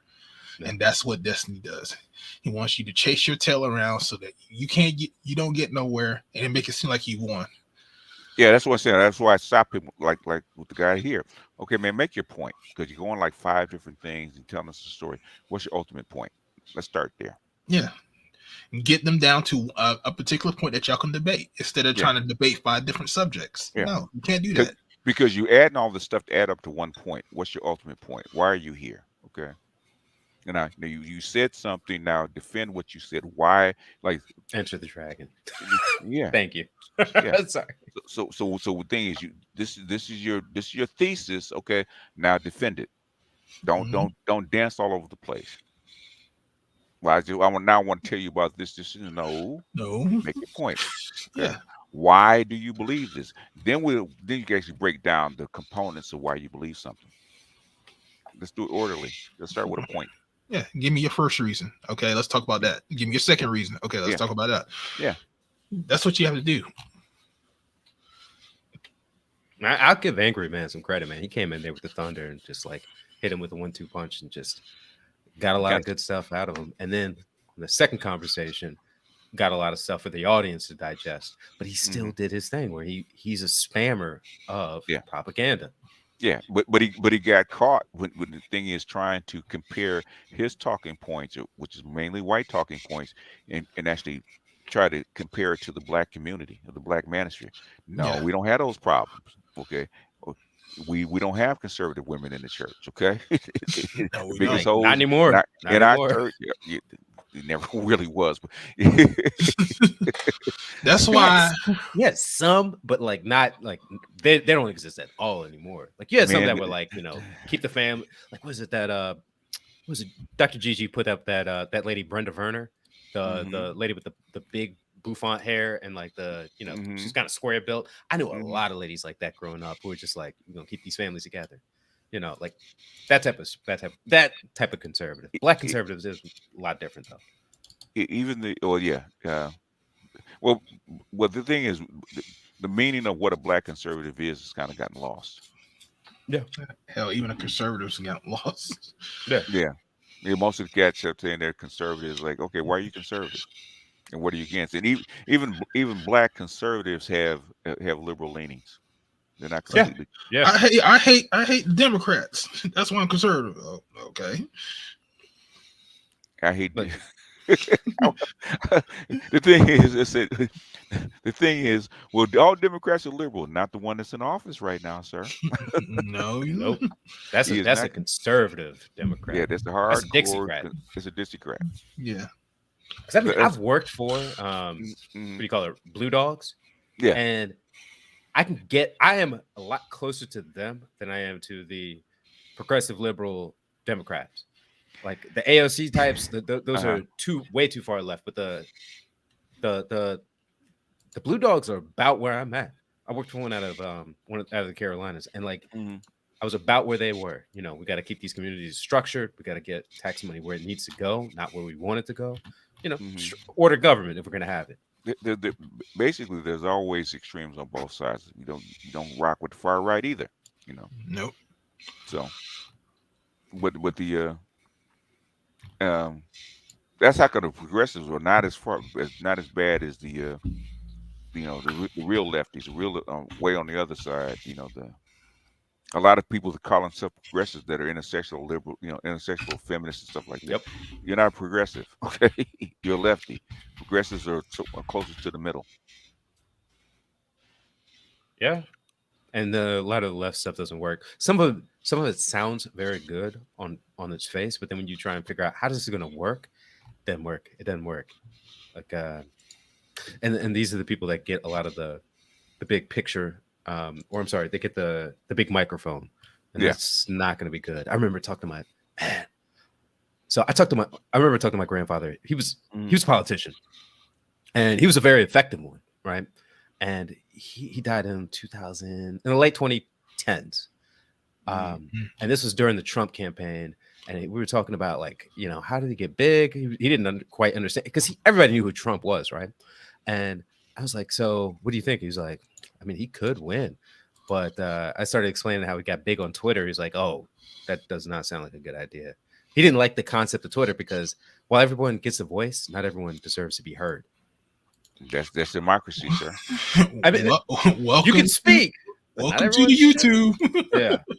Yeah, that's democracy. Okay, Yeah. In essence, which most people don't like. That's democracy. Yeah, but I still think you have to sell good ideas for people to be willing to hear them. Well, that is a consequence of having a democracy. Democracy. I mean, everybody has a voice. Yeah, everybody has a voice, and good and bad ideas get equal weight, right? Yep. It's up to the people to decide which one to roll with. People to decide. Yeah. That's the good part about it and the bad part about it. Yeah. I mean, if you want a utilitarian society. Yeah, that's the whole thing. Back when they first came out with the laser printer, you can actually print out your own documents or newsletters and stuff like that instead of spending all this kind of money going to the print shop. I said, what's the good thing about laser printers? Everybody gets a voice. What's the bad thing about laser printers? Everybody gets a voice. Yeah. Yep. Anybody can print any kind of bullshit that they want and look halfway professional. Every choice has a consequence. Made a lot of money with that laser printer, though. I can't lie. Hey. It is a dead night. Damn, I got 182 watching. How come all the fire came in early, but we couldn't contain him. Some people got to spit a lot. He would not shut up. He was trying to sell himself, I suppose. Who is this? Zulu. I don't know that one. Yeah, I mean, you know, like I said, he got put down. Now, it is what it is. Yeah, we try to work with him. I mean, I don't mind debating people or arguing, but when you start like being super disrespectful, it's just kind of like, all right, come on, man. Nah. He had to get something off his chest, right? I guess so. Shit. Girl, Brentley, you're the only person that misses a dot matrix printer. I do not. A dot matrix? Oh, yeah. With the bars on the sides, the little dot. Yeah, I remember that. That was my first one. Oh man, you had that RAM. Man, I have watches that have more RAM or hard drive space than those computers back in those days. Oh yeah, you do. Line the tracks up. Oh yeah. Shit, I remember I had a typewriter. That shit was amazing. Like an old school one. Manual with the ribbon. Oh god, electric or manual. It was electric because it had like a little computer in it. So if you messed up your words, it will beep. Okay. And I still hear that beep in my head to this day because I used to type up my reports in class because my sister gave it to me. And every time I missed a word, I was like, shit. It's like, get that whiteout right next to it. Oh, the whiteout. Oh my god. No, I had a whiteout ribbon too. Oh. It was one of those. It had like the regular black ribbon and had a whiteout ribbon, so you can actually correct your mistakes right then and there. Yeah, I used to love typing on that thing.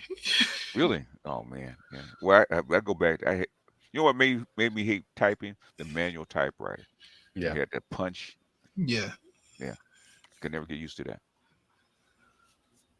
I mean, you got to get those keys moving.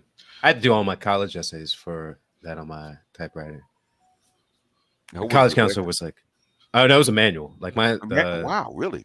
Yeah, man.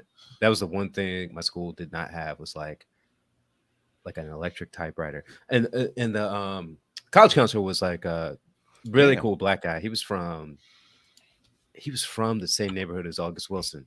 And so I got to meet a lot of those people. He was the one of the black guys on the campus, you know. But he was like, "Look, you were not going to turn in this sloppy ass handwritten college essay. You were representing yourself. Your handwriting, everything means something." And he was like, "Go back, typewrite all of this, no errors," and walk me through it. And it helped me a lot. He got me in front of a lot of places that I might have gotten into if I had been like my school I was scheduled with, but oh shit, he was the guy. You can still buy them, the electric typewriters. Oh sure. The manual ones, you got to like buy the pieces and then buy a double and then be able to put it. Yeah, they go together for like $250 to almost $300. Yeah, they still around. Okay. Yeah, I'm looking at them right now. They got a brother, a Nakajima. It is on Amazon too. Oh, really? Okay, they still sell them. Okay. Yeah, I can Some get people it. like the tactile feel. Yeah, I can get it. I can get it by Saturday, February 4th. Yeah. Oh, that's funny. They got to go way in the back and find it. Yeah, I know, right? Oh, that is funny. Damn. Yeah, if you want some pain, man, go get you a manual typewriter. You know, I don't think I've seen a manual. Oh, God. I haven't seen one in a long time. I mean, you'll see an image of Woody Allen punching the keys on that when he was like so writing his movies and stuff. But like, you got to push those keys in. You do. Like, it's not like these keyboards with the computers. I mean, you got to chunk. They still sell those too. Shit. Yeah. A Royal 79102Z. I know it's expensive. Manual typewriter, Spanish keyboard, $239. Yeah, they still expensive. Only 2 left in stock. Yeah. Whoever gets that should get both of them. Oh, that's funny. That's funny. This one, yeah, 224. And they sell the ribbon too. Jeez. You gotta have a ribbon, man. The ribbon goes fast. Yeah. The ribbon is like $8.45 for this one, $12.98. Mm-hmm. And probably got the whiteout right next to it. Mm-hmm. Yeah, this one does. It comes with whiteout tape. Nice. Hold on. It means you got to type the shit twice. I know you got to go back over it. And line that shit up right. Yeah, there you go. Oh man. Oh Lord, have mercy. Okay. It comes with 2 ribbons, $13.50 in stock. Get it by February 2nd. These are the ribbons too. Shit. You know they still sold those shit. Damn. As any other LeVars, you need a top hat to go with it. You ain't lying though. He ain't lying. Yep, there you go, right there. Damn. Oh, that's a nice one though. You know. Yeah, 224. That ain't too bad. Yeah, that's a nice one. It is a nice one. Classic word processor. Oh, fancy, not typewriter anymore. It's a word processor. Yeah. Oh, that's funny. Yeah, it's a remake. Oh man. Well, any tech news since it's all downhill from here? Talking about typewriters, like really? GPT has been backed up, man. I think the new Samsung's supposed to be. Galaxy's supposed to come out next month? Next week? Oh no, actually on the 1st. On Wednesday. Yeah. I need to get me a new phone. I was thinking about getting me the what's the S22? I think it was called. Oh, the this year's when the new ones come out. Yeah. What I guess last year's. Yeah, last year's. Yeah. I need and they're cheaper. They're cheaper when they first come out. It'll be cheaper. Yeah, because I got a Note 8. So yeah, it's about, what's that, like almost 5 years old now. Mm-hmm. Still works. Yeah, I usually go back market, Woot, or refurb me, depending on which product I want to get. And I always buy refurbished if it's going to be Apple, because they always have like. I really just go to the mall and just go to the Chinese people and just buy it straight out for $500. Ah, there you go. Okay. Yeah, no. I mean, I just do that online because I can just get it shipped and. But yeah, that's the way to do it, man. Yeah, that's what I do. This phone I got now, I just bought it. It's $500. Put a chip in there. That's it. Shit. Yeah. I'm starting to get the eSIMs now. That's going to be interesting. Mm-hmm. I don't want to have anything that's. I like the idea of having a hard SIM, so I can just move it from phone to phone and just be able to boot up. Right. You know, I don't want to have to deal with like the country codes and all this like 5G stuff. That's what 5G really worries me, is that like I'm not going to actually be able to get things to work how I want it to, because it's not like fully regulated, automated, ready to go. And it's going to come whether you like it or not. Yeah. Shit. Most phones right now have probably switched over to 5G. I think mine is friend's phones, it went from 4 to 5. Huh. Yeah. Mine's still LTE. How old is it? iPhone 11. So like what? 4 years? Damn, that is old. Yeah. Yeah. I mean, this shit still works. Yeah. I finally put up my drawing monitor. Finally.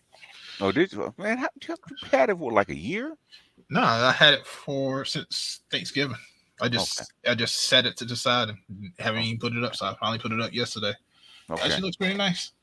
Got it on a arm and stuff, so I can move whenever I out of the way whenever I do. How big is it? 22. That's pretty big. Okay. Yeah, I'll send you a picture. It's the XP Pen 2nd gen, 22 inch. I'm gonna give my old drawing monitor to my friend since I don't need it anymore. And I got a remote to go with it, so that way I can. It's a wireless remote, so that way I can use all the manual keys on it. So not too bad. Do all my graphic design stuff up there. Okay. You gonna use it this time? Yeah, I'm gonna use it. I'm gonna use it, sir. I might next time on the stream I will be drawing. How about that? Okay. They got an overhead scanner and all that kind of stuff to actually, Yep. I can actually mark up documents up there. Yeah, you could. Yeah. Be a little bit faster. Anyway, I got a phone call, so I'm gonna bounce. I might drop in later if you guys are still up. Happy birthday for BGS. Right. I wish it was. Shit, it's like I'm not like Charles, boy. So what? It's about that time though, ain't it? Is it?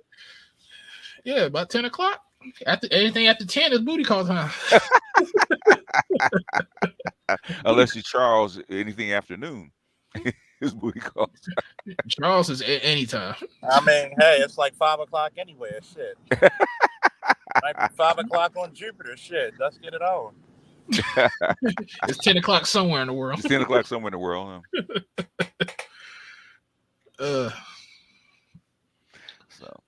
So how often do you draw, Art?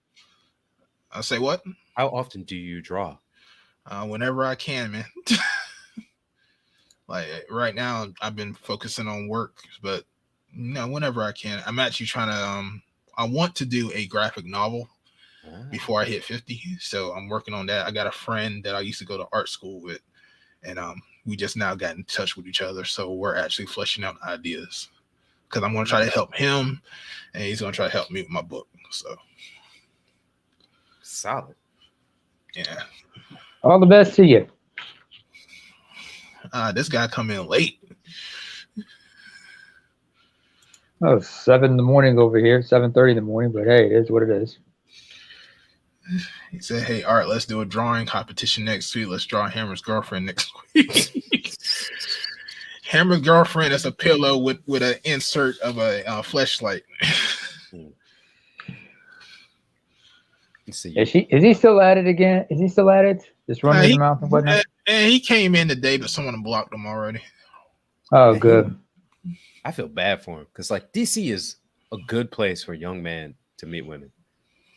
It's a little bit harder if you don't have money, but if you're in college, like there's a lot of girls who don't have money, and even the ones who are going after it can't find the guys with it. He could pick up a bunch of 4s and 5s and just have a good time. Yeah, well, I mean, if he's the one that they want. True. Very true. Secondly, what does he want? Is the question, Jules. What can he get? That's the question. What can he? No, fair enough. But what? That's another. That's the second. That's the follow-up question. But what does he want actually? What is he looking for? Does he even know what he wants?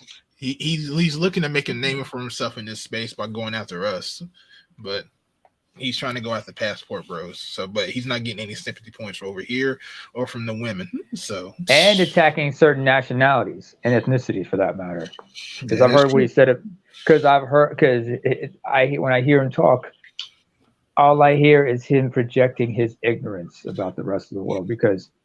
But then again, my question is, how connected is he with his roots? After all, he is West African. Yeah, I have no idea. You have to go on his channel and ask him. All I know is that he talks about stuff he has no idea.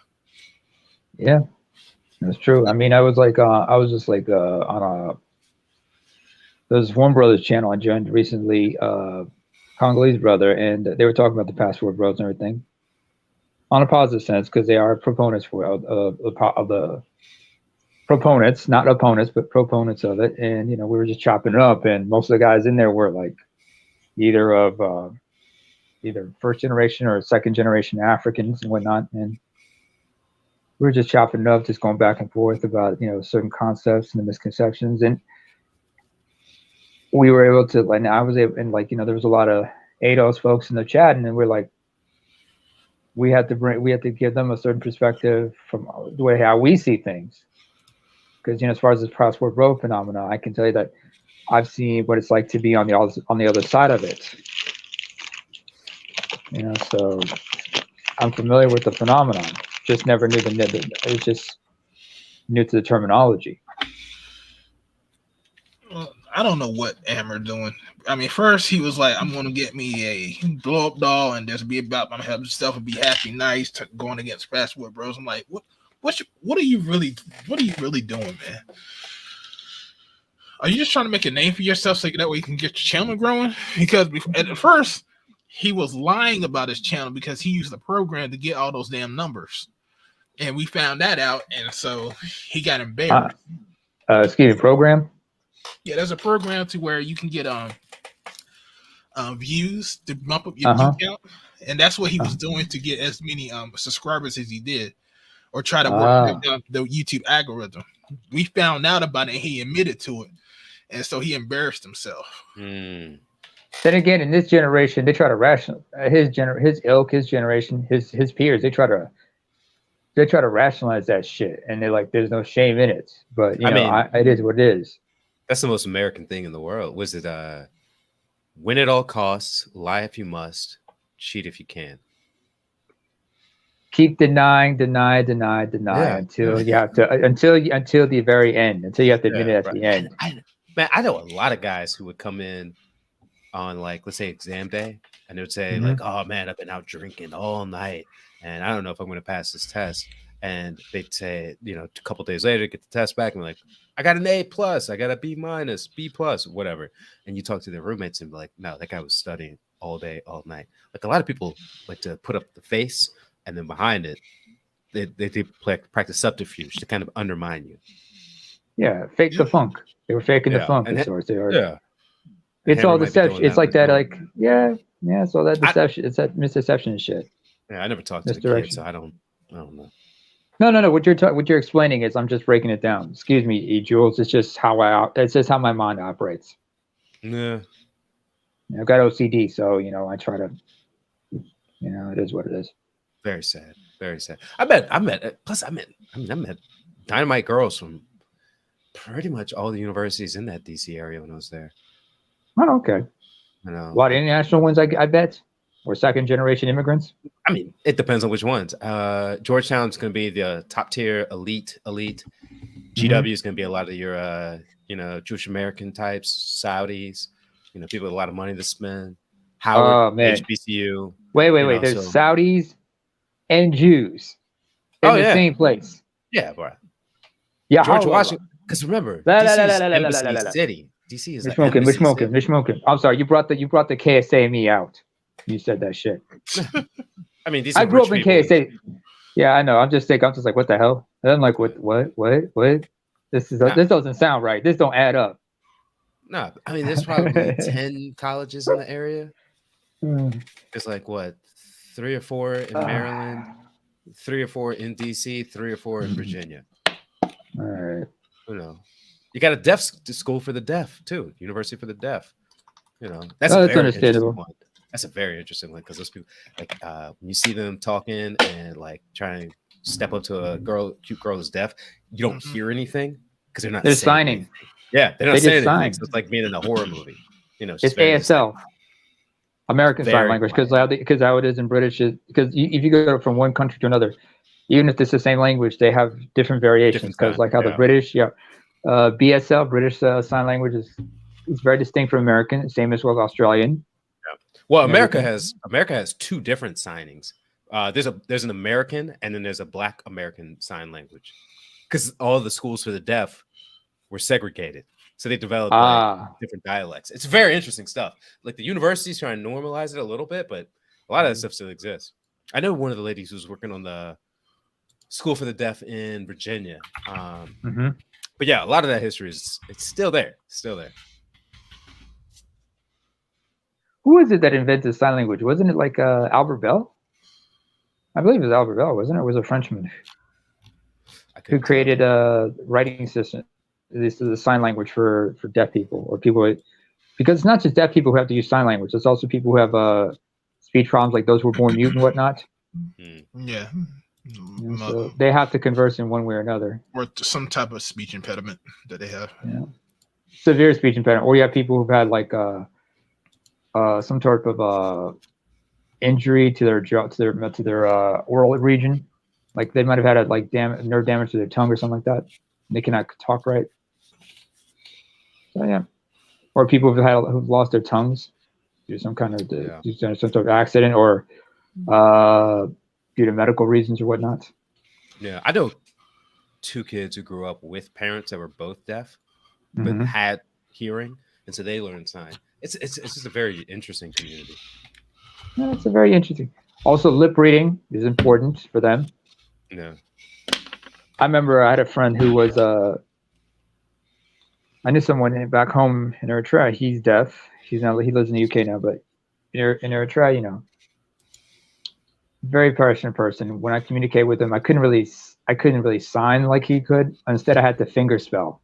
That was the only way I could communicate with him as best I could. Damn. Otherwise, he could. No, what do you mean finger spells? That sounds meticulous. It's tedious. I had to think. Yeah, finger spell, because I knew the alphabet. I knew the American ASL alphabet, and so I try to communicate with him in that. And we're out is like instead of the sign language of our mother tongue, because it's far more complex, the writing system we have. So he knew how to do both British and Tigrinya. And so I had to finger spell through ASL half the time to explain myself, or he would read my lips. But most of the time it was finger spell, especially like if we were out and about and if there's a place where there was poor lighting, I had to use my hands or I had to write it down. Yeah. Except I had a friend who used to do it with texting through the phone. Oh yeah. Which can work pretty quickly, especially it got better in the end of the 2010s when like they got that touch capacitive. It got a little bit better. But texting would have been good. I mean, texting would have been viable in my case. However, we didn't get cell phones until 05, 06, and man, on a T-Mobile Sidekick, that's not gonna be that great. No, we don't have we didn't have a T-Mobile where I'm at. It was a state-run telecom, the only one we had, and that wasn't good. It was more for shit. You guys had to renew your. It was like one of those prepaid SIMs. You guys had to get a prepaid SIM You have to refill the credit every 30 days, or the SIM card would go dead, and you have to re-register just to get it to be reactivated and such at your local telecommunications office and shit. And texting and call, yeah. Well, it was really limited and shit. I mean, third world telecoms are not the same as it is over there. It is what it is. Do they have 5G where you're at, Neymar? Well, I have, yeah. In Norway, they have 5G. They've had 5G for a while. In fact, just recently I got myself a second phone that's 5G. Even though the town I live in, they only have one 5G tower, and I'm like, it is what it is. How does that work? Not too bad. I mean, I even got 5G Wi-Fi along with my 4G Wi-Fi. And, got 2 tablets and everything. There's just 3 of us. So I've got 3 devices I have on my 5G Wi-Fi, and not much of a difference. It's a little more efficient, but right now it's just like, you have systems that are like 4G that have 5G capability, but it's not the big push like it was. Because I remember when everybody was talking about 4G back in the 2010s. I mean, when was the first time you guys had a device that was 4G? Can y'all remember? Shit, probably like 7 years ago, probably. That sounds about right. At least in my area. Me, I was like 2014, 2015, I guess. I remember the phone exactly. It was a Sony Xperia. Yeah, I like having like a good device when I need it, but then I also like being able to turn that thing off and just shut down everything. I wound up living in a county that was right next door to what do they used to call it? It was like a satellite dark. It was like a dark county where they would because they had a satellite that would be taking in very sensitive information from deep space. They needed to have as little interference as possible, so they didn't have cable internet. Like they didn't have anything, cell phones, nothing. So like that region. You mean they would work for SETI or something like that? NASA, something. NASA, SETI might have been, yeah. But it was very interesting to be in that type of environment because you need. It was just like one of those telescope kind of things, right? Yeah. Yeah, because there's only certain places in the world they can really put it and not interfere with a bunch of stuff, but it interferes with the people who don't want to be interfered by a bunch of stuff. It's double back. Yeah, so you were like one of those black holes and shit. Yeah.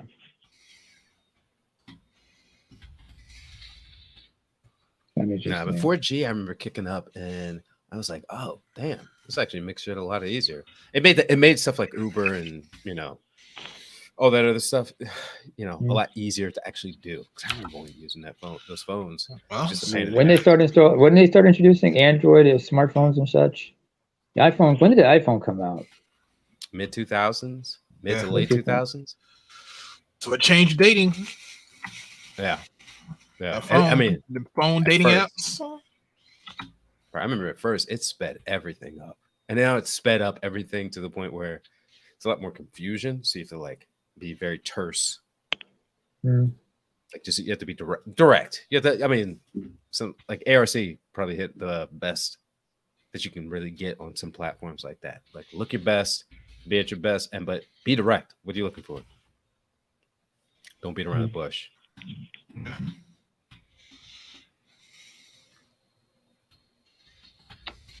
It is what it is. But I guess everybody's not coming up today. Well, damn. Hey, Jules, anybody ever call you Julio by any chance? Julio? Yeah. No. Why? Julian? Why they call Julio? Well, I might as well start calling you Julio, just as a joke. I meant, I probably had a Spanish friend, a Mexican friend who probably did, but I can't think of it. They usually just stick to that, my full name. So it's it's not very different. It is what it is. Yeah. I mean, last time I knew somebody named Jules, it was a woman, but Yeah, that sounds about right. Yeah. In fact, there's like a name. There's a friend of mine. His wife's name in Arabic actually means a jewel. That sounds about right. Huh? Oh, I'm saying that sounds about right. Yeah. Because I normally the people who have that as like a nickname, it's usually like blonde white chick, 25 Jules? to 35. Yeah, I've met a lot more of those, like white chick, blonde hair, stick thin, and then stick straight hair, and they're just very bubbly. I've met a ton of those. I think most people think of like in my age bracket, probably think about like the Pulp Fiction Sam Jackson character. I mean, it just depends on the era. I remember in the 90s, there was a singer by that name, Jules. No, Jewel actually was. Yeah, I remember her. Yeah. Save your soul. All right, maggots, we got 15 more minutes. Ain't nobody said anything in the chat for a minute or nothing, or nobody's coming up. I ain't got to see the ass whooping of the night. I ain't got to see the ass whooping of the night. Ain't nobody cut on no game or no nothing, man. You two some bitches be killing me. Hey, I'm not the one that's quiet. That's a slow week. Quit running, Charles. Quit running. I'm finally back from a bunch of travel, so I'm relaxing. Oh, where were you? New York, then Boston, then Rhode Island, then back to New York, and now back south. Was it work related or personal shit? No, it's all work. It's always work. I mean, like I have like waves of work, and then waves where I can actually get some enjoyment out of it. Like I hope the passport stuff kicks up so I can just show up to the airport and have a bunch of ladies look at me like crazy about it. But no, I mean, yeah, most of my domestic travel is work related. Like there's no reason that anyone should go to Rhode Island unless they're from there. There's a lot of places in this country I'd say you shouldn't go there unless you're from there. There's some great places though, but man, there's a lot of shitholes. That's what I say. And then going up, I saw God, I can't. It was either Baltimore or Philly, but there was a car on fire that I could see from the train tracks. Oh wow. A car on fire. Yeah. I was like, what the fuck is going like it was right by the train tracks too. Yeah, that's weird. You don't see shit like that when you're traveling by rail in Norway. Usually, you just look out the window. It's just going to see a lot of the scenery, like green scenery in the summertime, or a lot of snow in the winter. Yeah. Really relaxing. It was time. I mean, once you go through a lot of those cities, man, it's just timing. But it could have just been an insurance claim or like an angry ex-girlfriend. But I was like, God damn, that thing, and it was roasting too. Like it was just, you could see it broiling. Like it was, yeah. As long as it didn't blow up or some shit like that. At that point, it should have already blown up, or maybe it had. But like I was pulling off from, man, I can't think which one. What? I mean, look on the train, both those cities look the same. Like it's, God, I don't want to be glued, but I know it was one of those two. It wasn't Wilmington. It wasn't Wilmington. I know that. Wilmington has a distinct look from the train, though. Yeah, I do. There's some interesting things, you know. So. Wilmington's actually a nice place to live too. Yeah. If you like, wait, which state is that in? North Carolina. No, North Carolina. Wilmington, Delaware. I was saying. Wilmington, Delaware. Okay, Delaware. Oh, you're talking about Wilmington, Delaware. Okay. Yeah, Wilmington, North Carolina is a nice place to live, though. I got some family down there, so like it is outside of hurricane season. But it is very shit. Whole East Coast of North Carolina outside of hurricane season. Yeah. Shit. That you do not want to stay in North Carolina during hurricane season. If you live on the East Coast, you talking about flooding like a motherfucker. Stay west 95 and you'll be okay. What is it? Low-lying areas? Most of North Carolina? Yeah. It's below. It feels like it's below sea, though. I mean, shit. I think in my hometown, they made a law to where they had to put a concrete slab over the casket or encase the caskets. Float up because the last big hurricane that we had, all the caskets float up. Yeah. Oh wow. But it's beautiful areas though. It really is beautiful. Like I know a bunch of those folks in like Goldsboro, Wilmington, all the way down to Oh my god, there's a town right on the border next to Myrtle Beach. I can't even think of it. But yeah, all that shit is like flat as hell. Like it is probably from there to 95, which is probably like 50 miles inland. Probably goes up like 3 feet. Sounds like the coastal area. It sounds like the coastal areas of the Netherlands. If you don't have the dikes or the levees. Yeah. No, Netherlands should be underwater. Most of it could be underwater, but that's why they have the levees and everything. Is it still incorrect to use the word dike? I mean, that's a technical term for. Yeah, that's a technical. I mean, there's that term. That word is used in geology as well. Especially, a lot of people don't know that. Yeah, but people will hear you say it and think about the alternative lifestyle people. I have some friends who I talk to about that because I asked them about the derogatory term for the G folks, and the original term for that was a bundle of sticks. Yeah, I know, but but words change over time, man. Yeah, that's true. Or the meanings of words change over time in public setting. Back in the day, it did mean that, but then it got turned over to public. Unless you're talking to people about a bunch of sticks, and they know what the hell you're talking about, then yeah, you can use it. But normal conversation, ain't gonna fly. I once asked. I asked them about a certain term, and when I said it, they thought that's kind of homophobic when you think about it. I said, I can prove to you it's not. And when I explained to them that it was a type of white blood cell. Oh, phagocyte? Yes. Yeah. Because I said it's not homophobic. First of all, it's spelled with PH. It's Greek. It's part of human biology, and it's something you have. And they say, what? It's a white blood cell. Yeah. But like I said, if people don't know it, then they're gonna think you something else. That's why I looked at that. No, I said I'm gonna tell you a word for you, and tell me what do you think it is. Somebody said, "Oh, it sounds like a homophobic term for homicide or some shit like that." That's one of them thought. I said, "Oh, I never thought of it like that." But okay, but no, that's not what I mean. But, it's interesting how some words get mistaken for this, that, and the third. Yeah, that's what it is, man. I know. Just like there was that one episode of South Park where they commandeered the F-bomb and try to redirect it. Larvis is artbullpen@gmx.com. That's good, Lavaris. That's where all my emails go to.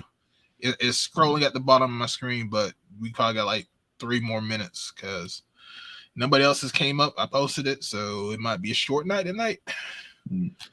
Hey, Charles, you get a chance to watch the Royal Rumble? Not working late tonight. Hey, I mean, the stream is for the people. If people don't want to come up and people, bring your ass up and make something interesting, and don't forget to donate to your content creators. I already did. Yeah. Hey, Charles, you get a chance to see the Royal Rumble? No, he's running from the Royal Rumble. He's running from the Royal Rumble tonight. Arden called him out, and he's been running. I know Cody Rhodes won, but yeah. But I figured they were gonna let him win because he was injured and he came. It would have been. That's the biggest newest star they got, so it made sense. Man, my favorite part about it was when he gave Gunther the Shattered Dreams, an ode to Goldust. Oh yeah, here you guys go for shits and giggles. The problem. My problem is that you didn't get off your lazy ass and charge. Oh, here she comes. She coming too now. She waking up. I've seen this clip. Gen X don't play. You forgot how I'm old school. Yeah, we're not going to do that. I had to take care of some business. Get up, girl. Let's go have a Coca-Cola or a Pepsi, and we'll talk about it. But you ain't going to try that no more. Okay? Okay?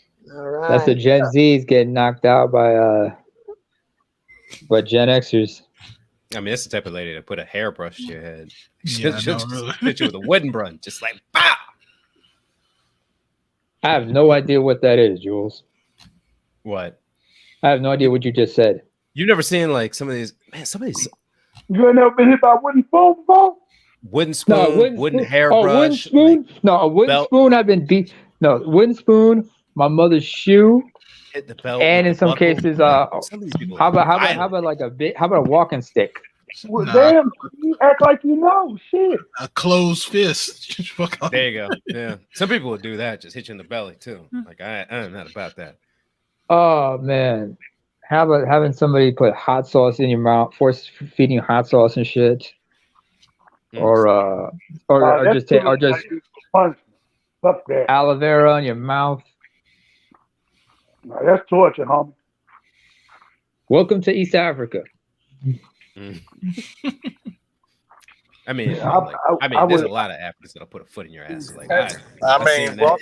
welcome to Baltimore, where your parents will beat you with the whole city. Yep. I mean, I've had my ass. I had the most ass whoopers growing up. Shout out to one of the fucking animes. I've been waiting 2 years to fucking bring another season. You know, the Ragnarok shit, but God damn. I swear to God, those are some of the most epic fights in anime history. How the fuck does Jack the Ripper and Hercules be so fucking epic? God damn. I was like, this is some bullshit. I finally watched like a couple episodes of Chainsaw Man. Yeah, that's pretty good. Chainsaw Man was good. That's interesting. I just got finished watching the final season of, the next season of Record of Ragnarok. How'd you like it? It was good. I still like the first season better, but I think they're just trying to build off of this one now. Yeah, I think that Adam should have won. Yeah, Adam should have won. Did you see the second season, Charles? Yeah. Okay. Man, second season was straight, but I think the first season was still better. Those were some epic fights, though. Yeah, Hercules and the Hercules and Jack the Ripper was epic as shit. Has anybody seen the series of Yasuke? Nope. The Afro Samurai? Oh yeah, the Black Samurai. Yasuke. I seen it. It was cool, but of course, you know, they had to make the little girl magical and have all these other powers and bullshit. Mm-hmm. Let it just be about the Black Samurai. God damn. I mean, I've seen both. I've seen like Afro Samurai and the sequel. They were pretty interesting. Samuel L. Jackson can cuss like Samuel L. Jackson is the master of cussing. I'll tell you that much. He might be the best black actor currently working. Because he creeps up in a bunch of stuff. There's a bunch of people in competition, but like, you gotta think about it. His longevity. He's made a bunch of shitty movies, but he's made a bunch of like really kick-ass ones. And he's that man will be in anything. Yeah. Oh, the best thing I heard was for the Marvel movies, he had it in his contract that he didn't want to run. But they had to change that up for the Captain Marvel one because he was supposed to play young Sam Jackson. But if you look at it, Nick Fury didn't run in any of those initial ones. He would just like hop out of a helicopter while it was exploding and he casually walk away. Right. He's like, I'm too old for this shit. Not to mention in all his contracts, he always has to have like some days off where he can play golf and shit. Yeah. He's an avid golfer. But one thing I would say, and he was the only one in Star Wars lore to have a purple lightsaber. Yeah. But I guess it's just me when I say this, but just one time I just wanted him to say motherfucker in a Star Wars movie. I just wanted to hear what's gonna happen. What's gonna happen? You know that. Not in the Star Wars. Maybe in Revenge of the Sith when he was like knocked out of when he was falling to his death. He did. Him and his wife did do this good interview. The most offensive thing, not even offensive, but it was like misguided. Him and his wife did this interview with Vanity Fair probably last year. You can probably find the article. They talk about like why they married. They say they've been married for like 40 years. And he was like, we want to prove that black couples could stay together. And I was like, that's admirable. But deeper in the article, it's like, we want to prove the myth that there aren't a lot of black single mothers out there was incorrect. I was like, wait a second. Part one, good. Part two, inaccurate. They've been married since 1980. Yeah. And maybe they have they have one daughter who is my age. Bro, I met her. 82 big. Oh, you met Zoe. You met Zoe? She Okay. looks like him, and that's not a good thing. Like she looks like him with like his meaty head. Like it, bro. It looks like him with titties. Did you say a meaty head? She has his head with like a hair, like not the hair hat, but she has like the perm hair. Like Its own hair, nice though. lady. Its own. It's very I nice lady. hope she just doesn't totally look like him and be like, motherfucker. Pull up the picture. Pull up the picture. She looks like him. Like not 100%, but like you can tell that's his daughter. She has a strong resemblance to her daddy. Yeah. Nice girl though. Like really nice. It's just like She's 40. Y'all know That sounds about Denzel and Pauletta been married that long too. That's true. Denzel and Samuel Jackson are our legacy actors right now in our era, our modern day era. But yeah. Modern day, what Portier and Portier, Belafonte, and Belafonte, Sammy Davis Jr. maybe. You can't Cosby. not say Cosby, because Cosby is a pioneer too. And I'm so sick and tired of people not giving him his just due.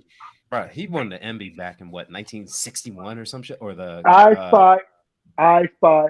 Yeah, way back. I'll tell you something very compelling about him. I remember he had 2 documentaries he put out back in the 60s and 70s. One was about black consciousness, or about what it means to be black in America. And it was interesting. I remember one he did on PBS where he's just sitting in a chair, puffing a cigar. Seen it. Giving you the perspective of a bigot, and you hear him use every single ethnic and racial slur. The fact that I heard him say the N-words for the first time, it shocked me, but I understood where he was coming from, why he was speaking that way, because he was speaking from a bigot's perspective. Yeah, that makes sense. Puffing a cigar while doing it, and you saw the visual effects they had while he was doing it. Yeah. Speaking of smoking cigars, Negro, nigga. There you go, Professor Faulkner, please. Do we got some liquor to go with the cigars while he chilling with his niggas? There you go. You know, I smoke my cigars, I drink my liquor, and I do what, fellas? Chill with your nigga. Carlos Lorenzo, or Charlon, as we call him. He does it the Baltimore way.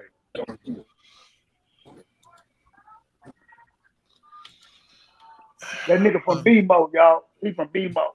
I know, right? Yeah. Baltimore. I'm gonna go ahead and hang it up. I was over there. Well, can we chop it up offline then for a little bit? Yeah, I don't care. All right, cool.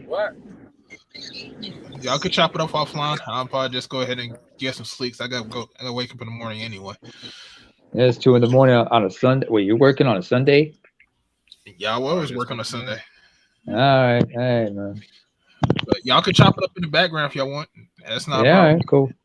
All right, cool. It's been a pleasure. I'm gonna get on up out of here though. Real tough. All right, take care, yo. But all right, guys. Grazie. Salute.